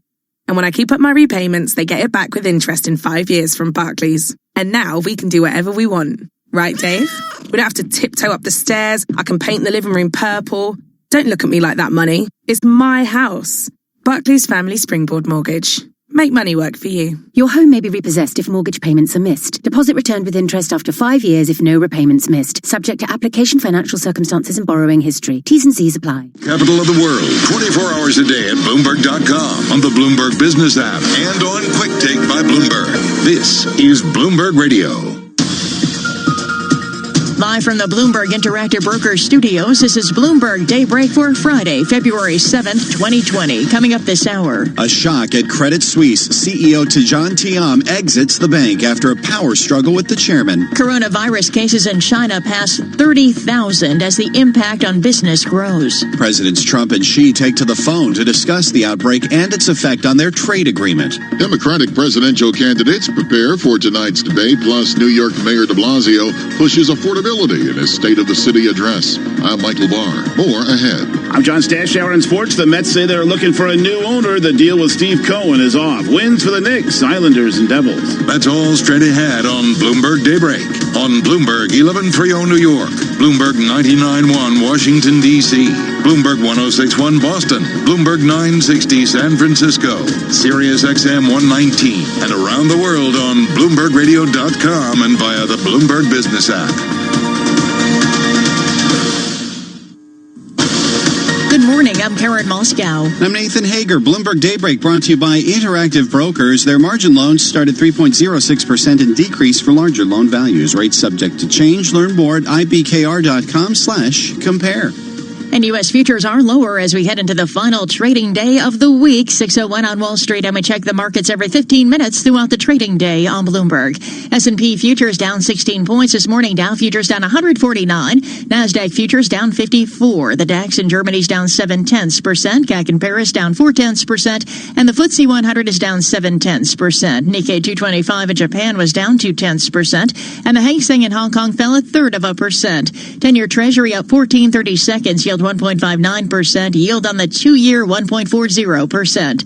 NYMEX crude oil is down 0.6% or 28 cents at $50.67 a barrel. COMEX gold is up 0.2% or $3.20 at $15.7320 an ounce. The euro 1.0952 against the dollar. The yen 109.74. Nathan. Karen, we begin with news out of Switzerland that Tidjane Thiam is out at Credit Suisse. The CEO is stepping down after a recent spying scandal put him in direct conflict with Chairman Urs Rödner. Here with the very latest is Bloomberg's Jan Patrick Barnard.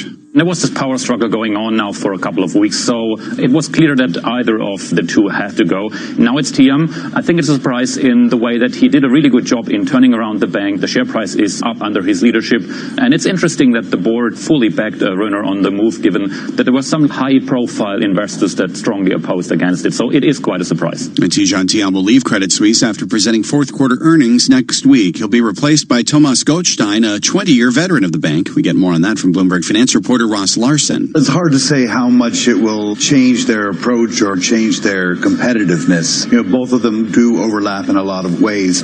We will have to see if there's a serious strategy change. Obviously, it could be a shock to the shares and the idea of stability, but I can't imagine there's going to be any immediate impact on the performance of the bank right now. A leadership change has shares of Credit Suisse trading down 3% in Zurich. The spread of the coronavirus continues to weigh on sentiment in Asia. The death toll in China has now passed 600, with confirmed cases eclipsing 30,000. Dr. Jennifer Nuzzo is a senior scholar at Johns Hopkins Center for Health Security. With this continued increase, despite very aggressive measures being taken in China and now outside of China, I think we really have to ask the question, is it going to be possible to contain this virus, or is this going to be something that circulates similar to, a pandemic influenza? The virus is also spreading on a cruise ship in Japan. The number of cases there has risen past 60, making it the biggest center of infection outside of China. Industries around the world are being impacted by the illness. Burberry's abandoning its financial guidance for the year. Toyota's extending the shutdown of its plants in China, and the Chinese government is delaying January's trade data. Instead, it will release the numbers next month. As the coronavirus threatens to impact terms of the U.S. and China's Phase 1 trade deal, Presidents Trump and Xi got on the phone to reaffirm their commitment to the agreement. Here with more is Bloomberg's Tom McKenzie in Beijing. China is keen to show its commitment to the trade deal, even as officials here concede that U.S. goods purchases may be delayed as the country battles the coronavirus. President Trump expressed confidence in China's strength in fighting the disease during the call, according to the White House. President Xi Jinping said the long-term trend for China's stable economic development hasn't changed. In Beijing, I'm Tom McKenzie, Bloomberg Daybreak. Thanks, Tom. In Asian markets today, stocks finished the week with modest declines. Bloomberg's Juliet Sally joins us now from Singapore with details. Good morning, Juliet. Good morning, Nathan and Karen. The Nikkei 225 closed down 0.2%, while the yen rose and the Aussie fell as Japan said it has found more cases of the virus on that cruise ship off Yokohama. In China, the CSI 300 was down as economists moved to cut China's growth forecast due to the impact of the virus. In Seoul, the Kospi was down 0.7%, while stocks in Hong Kong also fell. In Singapore, I'm Juliet Sali, Bloomberg Daybreak. All right, Juliet, thank you. Back here in the U.S., we get the government's payroll report for January at 8:30 a.m. Wall Street time. Economists forecast a gain of 165,000 jobs. And here with more, Michael McKee from our Bloomberg 99.1 newsroom in Washington. For years, the jobs report has been all about how it would affect the Fed. But with the central bank self-sidelined for now, the numbers will start to be seen in the context of 2020 politics. That puts an emphasis on earnings growth, which slowed last month and hasn't shown the kind of strength a tight labor market should produce. Headline job growth will still matter, and while gains overall have been slowing as workers become scarce, this week's blowout ADP number, 291,000 jobs created, raises the possibility of a big number to start the year. That would start a debate about how strong the economy can be through November. In Washington, Michael McKee, Bloomberg Daybreak. Thanks, Michael. On the corporate front, we're seeing strong gains for Uber after its latest earnings report. Here with details on what's behind the surge is Bloomberg's John Tucker, who joins us live. John, good morning. Yeah, good morning, Nate. The stock is up over 7% in the pre-market after projecting a profit by the end of 2020. That's about a year earlier than expected. Cost-cutting measures are exceeding the company's own forecasts. Bookings were up 28% in the most recent quarter, while Uber reported a loss that was narrower than estimates. Demand for Uber's transportation and food delivery orders remains strong. John Tucker, Bloomberg Daybreak. All right, John, thank you. And those results from Uber are also boosting shares of Lyft this morning. The stock's up 4% ahead of the company's latest earnings report. Lyft is due to release those figures on Tuesday. We're also seeing shares of Pinterest surge. The company posted revenue and user growth that beat estimates, citing new advertisers and greater engagement in the holiday season. Sales rose 46% in the period. That has Pinterest shares higher by 16% in early trading. S&P futures are lower by 16 points. Dow futures down 155. NASDAQ futures lower by 54 points. This is Bloomberg. And at 6:07 on Wall Street, we bring in Michael Barr to get the latest world and national news headlines. Good morning, Michael. Good morning, Nathan. The Democratic presidential contenders are preparing for tonight's debate in New Hampshire. Bernie Sanders and Pete Buttigieg enter the night as the top targets, having emerged from Iowa essentially tied for the lead in the Iowa caucuses. Bloomberg's Bob Moon reports. Iowa's reporting delays having robbed the emerging leaders of significant momentum. The chance for a breakout debate moment just ahead of the New Hampshire vote takes on added importance.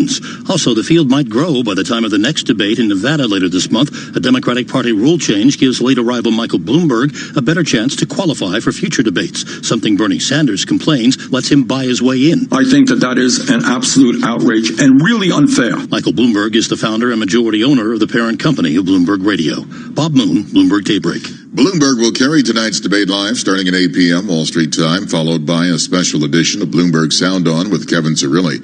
Meanwhile, a new poll shows Pete Buttigieg catching Bernie Sanders in New Hampshire. According to a Boston poll, WBZ-TV and Suffolk University survey, Sanders has 24%, while Buttigieg is a close second with 23%. Senator Elizabeth Warren is third at 13%, while Joe Biden is fourth with 11%. The White House is said to be weighing a plan to oust an aide who testified against President Trump in the impeachment inquiry. According to two people familiar with the matter, the White House plans to dismiss Army Lieutenant Colonel Alexander Vindman from the National Security Council. New York Mayor Bill de Blasio proposed setting aside more apartments for the poorest, legalizing basement units, and allowing renters to pay security deposits in monthly installments rather than one lump sum. In the seventh state of the city address, de Blasio said many fear the city they love is slipping away, displacing residents and small businesses from their neighborhoods. The challenge now is not crime. The challenge now is greed. Greed afflicting all of us. Greed that would take away this city from its own people. De Blasio says he would also ask the state legislature to pass new tenant protections for 2.5 million New Yorkers who live in apartments without rent regulations. Global news 24 hours a day, on air and on Quick Take by Bloomberg, powered by more than 2,700 journalists and analysts in more than 120 countries. I'm Michael Barr. This is Bloomberg. Nathan. Thanks, Michael. 6:09 on Wall Street. Time for the Bloomberg NBC Sports Update with John Stashower. Nathan, nice idea while it lasted for Mets fans. The thought of multi-billionaire Steve Cohen owning the team, spending that wealth on free agents, but it will not happen. Both sides admit it, with the Mets saying they are now looking for a new potential buyer. The Mets general manager, Brodie Van Wagenen, is a former agent. The Lakers and Warriors have gone that route. And now so are the Knicks. Owner James Dolan just fired team president Steve Mills. Reportedly, his replacement will be Leon Rose, a longtime player agent. Knicks beat the trade deadline by sending Marcus Morris to the LA Clippers for Mo Harkless and 2 draft picks, including the first rounder this year. The Knicks then blew a lead but came back in the fourth quarter. They beat Orlando 105-103, and in a busy day for Coach Mike Miller. We were open with our communication with each other about what was going on and what we needed to do. And then when it came time to play tonight, we went right back to it and said, guys, you won 2 in a row. You're playing good basketball. You got everything to play for. You're playing in Madison Square Garden. Let's go play the game and have fun. And we got off to a good start, and then we were able to work through the game. Julius Randle, 22 points. The seldom used Wayne Ellington, 4 3-pointers, 3 of those in the fourth quarter. The Bucks beat the Sixers and are now 44-7. The Rockets beat the Lakers in L.A. The Islanders down 3-1, rallied past Los Angeles 5-3. 2 goals for Kiefer Bellows, first 2 of his NHL career. Devils 5-0 win at Philadelphia. 46 saves from Mackenzie Blackwood. College hoops, the 3 New York teams in the NEC, LIU, Wagner, and St. Francis, all lost. For the Bloomberg NBC Sports Update, I'm John Stashower. Nathan? All right, John, thank you. The Super Bowl may be over, but are you ready for some more football? The XFL kicks off this weekend, so who better to speak with tonight on the Bloomberg Business of Sports show than the 2 men behind the league? Catch our conversation with XFL CEO Oliver Luck and President Jeffrey Pollack tonight at 7 and tomorrow at 11 a.m. on Bloomberg Radio, or subscribe to the Bloomberg Business of Sports show wherever you get your podcasts. Futures pointing to a lower open on Wall Street. S&P futures are down 15.5 points. Dow futures down 147. NASDAQ futures lower by 54 points. This is Bloomberg. Imagine being denied an apartment because of your religion, or your race, or because you have children, or a disability. It's so wrong. Yes, but who has the power to stop this? You do. Each of us has the power. The law is on your side. It's illegal for landlords to discriminate because of race, color, religion, sex, national origin, disability, or familial status. If you suspect that you have experienced housing discrimination, file a complaint with HUD immediately so we can investigate it. Fair housing is your right. Use it. To learn more, visit HUD.gov/fairhousing. That's HUD.gov/fairhousing. Or call 1-800-669-9777. 1-800-669-9777. A public service message from HUD in partnership with the National Fair Housing Alliance. Why do hedge funds and other alternative managers rely on Pershing for a highly personalized experience? Mark Alderati, a managing director at BNY Mellon's Pershing and head of Prime Services, explains. In today's fast-paced environment, where the only constants are change and volatility, you need a prime broker who's both steady and agile, focused on supporting your needs so that you can focus on growing your business and producing results. Exceptional client service and advocating for our clients is at the core of what we do. Our award-winning high-touch team is just one of the benefits of working with BNY Mellon. We help alternative investment managers create great experiences for their clients. Whether it's customized financing, securities lending solutions, platform access, or outsourced trading, BNY Mellon's Pershing is a prime broker who's committed to this business and dedicated to meeting your evolving demands. To learn more about the unique and industry-leading solutions for hedge funds and other alternative managers, visit Pershing.com. Pershing LLC. Member FINRA, NYSE. At UKME, our chauffeur service is 6-star. Just like the package we offer our drivers. Join the company that treats its drivers like VIPs. Apply today at ukme.co.uk. There's just 1 week to go until Valentine's Day, so head to your local Asda in London. Get a mini plush bear for just £1. Get Valentine's Day sorted in a heartbeat. Gifts they'll adore at prices you'll love. Don't compromise. Asda. Save money, live better. Selected stores subject to availability. Hey, have you heard? The Mayor of London has launched his latest van scrappage scheme to help tackle London's toxic air. Small businesses or sole traders like me with a polluting van could now get £7,000, which you could use to trade up to a Euro 6 vehicle. And you could get an extra £2,500 towards running costs if you go electric. The scheme is now even easier to qualify for, and it's open to any businesses with up to 50 employees, like mine. So, I'm going to search TfL Scrappage to see if I'm eligible and apply. You should do the same. To the Mayor of London and TfL, every journey matters. Dad, I'm doing the mashed potatoes too. Do the Albert Bartlett potato mash. Do the twist. Do the patatas bravas with a British twist. Yeah. Do the brown sauce, balsamic and chutney. Oh, do the melting potato slices. Do the dishes. Grab a brand new recyclable bag today and do the Albert Bartlett. He's got a brand new bag. WW Weight Watchers Reimagined have a new customised weight loss programme, MyWW, where no foods are off limit. Just fill out a simple assessment and get matched to a plan that suits you. You love eating carbs, cooking at home or eating out? No problem with this new customised plan. Discover which new MyWW plan can make losing weight easier for you. Join now and get 50% off your first 3 months. Offer ends 8th of February. Subscription fees and conditions apply. Mainland UK only. See website for details.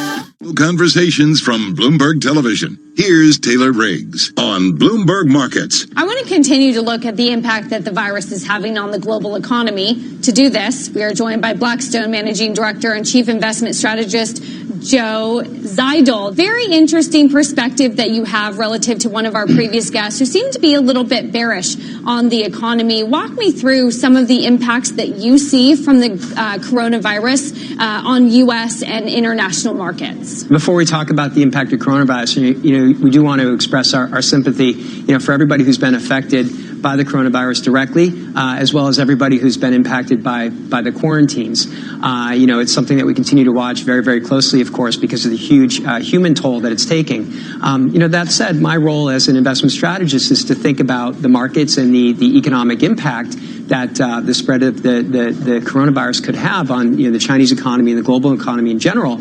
And, what I would say is this was a critically important week for Chinese policymakers, and the decision to reopen the equity markets when they did, the decisions to cut rates and introduce, stimulus into the economy, both fiscal and monetary stimulus, gave global investors a degree of confidence that the Chinese policymakers had at least taken the worst case scenario off the table. Hear more interviews like this one on Bloomberg Television, streaming live on Bloomberg.com and on the Bloomberg mobile app, or check your local cable listings.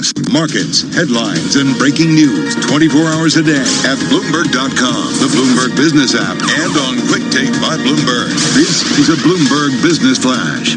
And I'm Karen Moscow. It is 6:17 on Wall Street. Bloomberg Daybreak is out on customer terminals, bringing you all the news you need to start your day. Let's get a check of the latest headlines with Hannah George at the Bloomberg Daybreak desk. Good morning, Hannah. Good morning, Karen. Tidjane Thiam is leaving Credit Suisse after a power struggle with the chairman.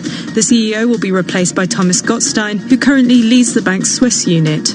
The number of coronavirus cases on a cruise ship in Japan has tripled to more than 60. The death toll has now passed 600, with confirmed cases eclipsing 30,000.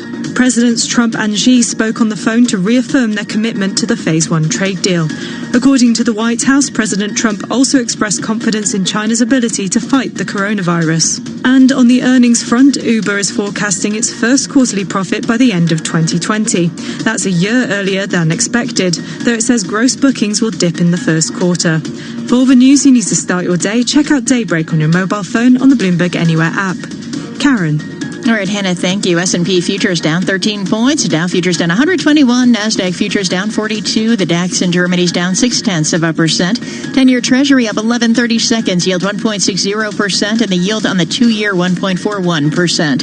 NYMEX crude oil is down 0.5% or 26 cents at $50.68 a barrel. And COMEX gold is up $1.30, about 0.1% at $15.71.30 an ounce. The euro 1.0955 against the dollar. The yen 109.81. That's a Bloomberg Bloomberg Business Flash. Now here's Michael Barr with more on what's going on around the world. Michael. Karen, after all the confusion in the Iowa caucus, the Democratic candidates are now turning their focus to New Hampshire. With all precincts reporting there's still no clear frontrunner, with Pete Buttigieg and Bernie Sanders only 0.1 of a percentage point apart, and both are declaring victory ahead of tonight's debate. Bloomberg will carry it live starting at 8 Wall Street time, followed by a special edition of Bloomberg Sound On with Kevin Cirilli. Meanwhile, Buttigieg is catching Sanders in New Hampshire, according to a Boston Globe WBZ TV Suffolk University poll. Sanders has 24%, while Buttigieg is a close second with 23%. Elizabeth Warren is third at 13%, while Joe Biden is fourth with 11%.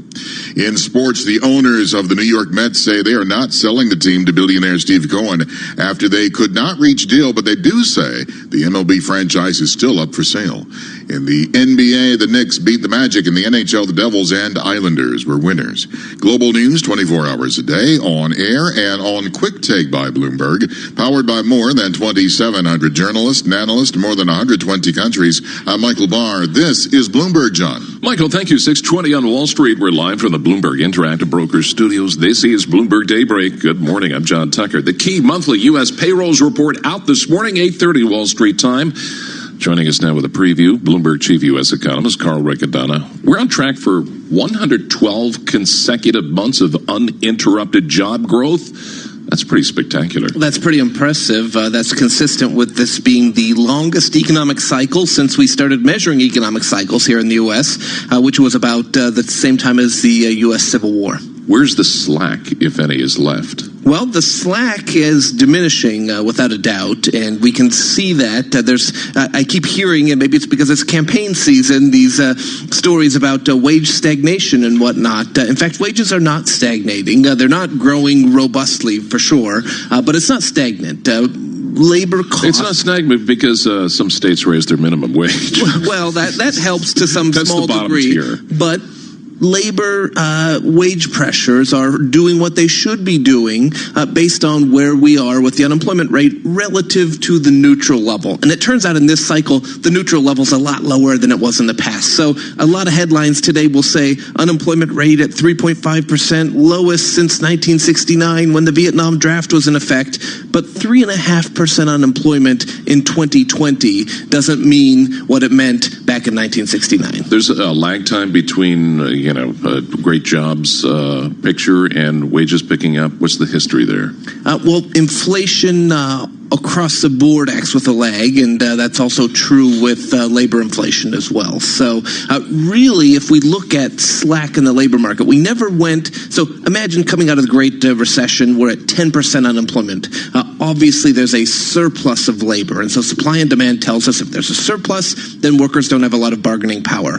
We didn't get to the neutral point where basically workers would start to have success on that front until basically 2017 or 2018. So it took a considerable period to absorb all of that excess capacity, and so finally we are starting to see some acceleration in wage pressure. So the wage pressure trend is upward sloping without a doubt. It's not as high as folks would like it to be, but it is moving in a favorable direction. Well, how high does it get? I mean, what is the slope? When does it really steepen? Well, we're running at about 3% average hourly earnings gains at the moment, and if the unemployment rate continues to move lower, we're looking for 3.3% by the end of this year, then we should see things moving towards 3.5% or even 4% by next year as the economy becomes a little bit firmer and potentially accelerates as consumers have more buying power. A hedge fund guy, Ken Griffin, was warning last night, markets are utterly and completely unprepared for the possibility inflation might pick up.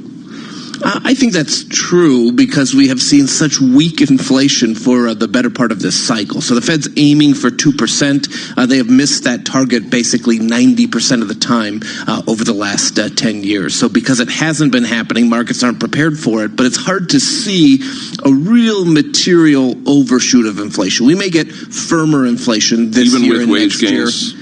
even with wage gains, we're not talking about the type of wage gains that lead to a wage price spiral like we saw, for instance, in the 1970s and whatnot. So you have a relatively slow-moving economy. We're looking at 2%-ish growth this year, maybe even weaker depending on how the coronavirus pans out, and modest improvement in wage pressures, but a strong dollar, a decline in commodity prices. All of these factors mean that inflation will still be very well contained. Real quick, the Fed seems to be on the sidelines. What gets them back into the game? Well, the Fed only gets back into the game in one direction, so it's very hard to see the type of overheating of the economy this year where they would decide to step on the brake pedal in close proximity to the presidential election.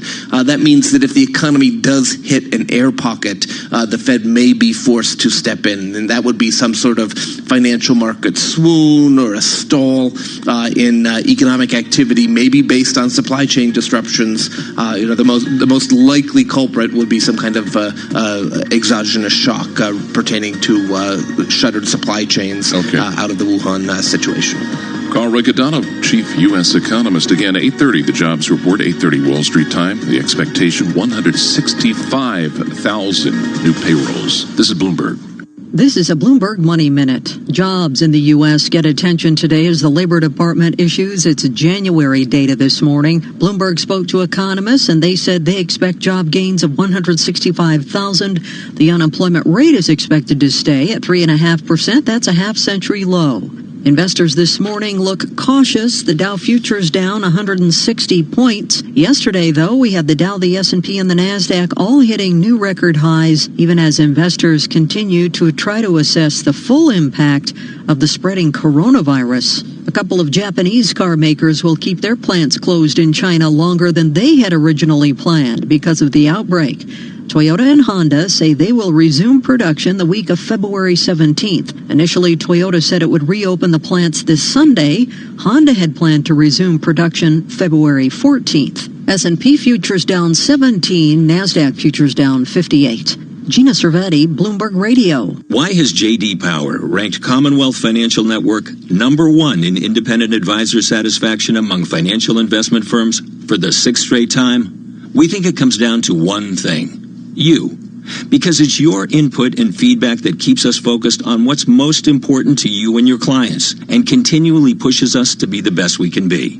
Maybe that's why we receive top marks in every category of the J.D. Power 2019 Advisor Satisfaction Survey. They named us #1 in client support, #1 in firm leadership, #1 in operational support, #1 in compensation, #1 in professional development support, and #1 in technology support. Ready to partner with the best?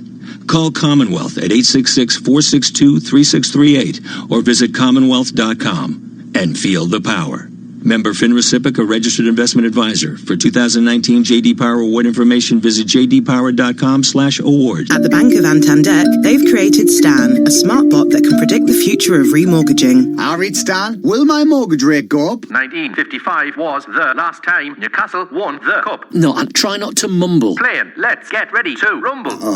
Meanwhile, at Santander, they can't predict your future, but they'll help secure it with great mortgage rates fixed for up to 10 years. See what's possible at Santander. Early repayment charges apply. Lending subject to status and criteria. Your home may be repossessed if you do not keep up repayments on your mortgage. I'm Captain Obvious, and every day people book trips on Hotels.com that you will later hate like. A hate like is when you like Becky's picture of another waterfall even though you kind of hate it because she's there and you're on the train next to a mouth breather. Don't hate like Becky's trip. Book your own with Hotels.com. Hotels.com. Be there, do that. For up to 50% off selected floors and beds. For first-class fitting. For kicking your heels off. For overexcited kids. And pets. For thrills and spills. For a special welcome home. For up to an additional £250 off your total flooring order. Carpet Right for life. Terms and conditions apply. Finding your perfect new home can be tough. So if you keep missing out, it's time to search at On the Market. There are thousands of new properties to buy or rent every month at onthemarket.com. 24 hours or more before they're on Rightmove or Zoopla. On the Market. See them first. Set up a property alert today. Search onthemarket.com to find your perfect home. If you're in the market, search onthemarket.com. See onthemarket.com/new and exclusive. Agents specify exclusivity. Hey, have you heard? The Mayor of London has launched his latest van scrappage scheme to help tackle London's toxic air. Small businesses or sole traders like me with a polluting van could now get £7,000, which you could use to trade up to a Euro 6 vehicle. And you could get an extra £2,500 towards running costs if you go electric. The scheme is now even easier to qualify for, and it's open to any businesses with up to 50 employees, like mine. So, I'm going to search TfL Scrappage to see if I'm eligible and apply. You should do the same. To the Mayor of London and TfL, every journey matters. Broadcasting live from the Bloomberg Interactive Brokers Studio in New York. Bloomberg 1130 to Washington, D.C. Bloomberg 99.1 to Boston. Bloomberg 106.1 to San Francisco. Bloomberg 960 to the country. Sirius XM Channel 119. And around the globe, the Bloomberg Business app and BloombergRadio.com. This is Bloomberg Daybreak. It is 6:30 on Wall Street. Good morning. I'm Nathan Hager. And I'm Karen Moscow. We are just about 3 hours away from the opening of U.S. trading. Let's get you up to date on the news you need to know at this hour. A surprise at Credit Suisse. CEO Tidjane Thiam is stepping down after a recent spying scandal put him in direct conflict with Chairman Urs Runer. He'll be replaced by a 20-year veteran of the bank, Thomas Gottstein. We get more from Bloomberg finance reporter Ross Larson. He's the head of the Swiss unit, which is one of the company's more successful units. He's also been involved in wealth management individually as an executive, so that bodes well because that's the direction that Credit Suisse has been moving in for a long time. And investors are not reacting well to the news. Shares of Credit Suisse are down more than 3% in Zurich. All right, now the latest on the coronavirus. The death toll in China has now passed 600, with confirmed cases eclipsing 30,000. We get the latest from Bloomberg Daybreak Asia anchor Brian Curtis in Hong Kong. Japan finds 41 new cases on a cruise ship. Hong Kong looks for thousands who took a cruise aboard the World Dream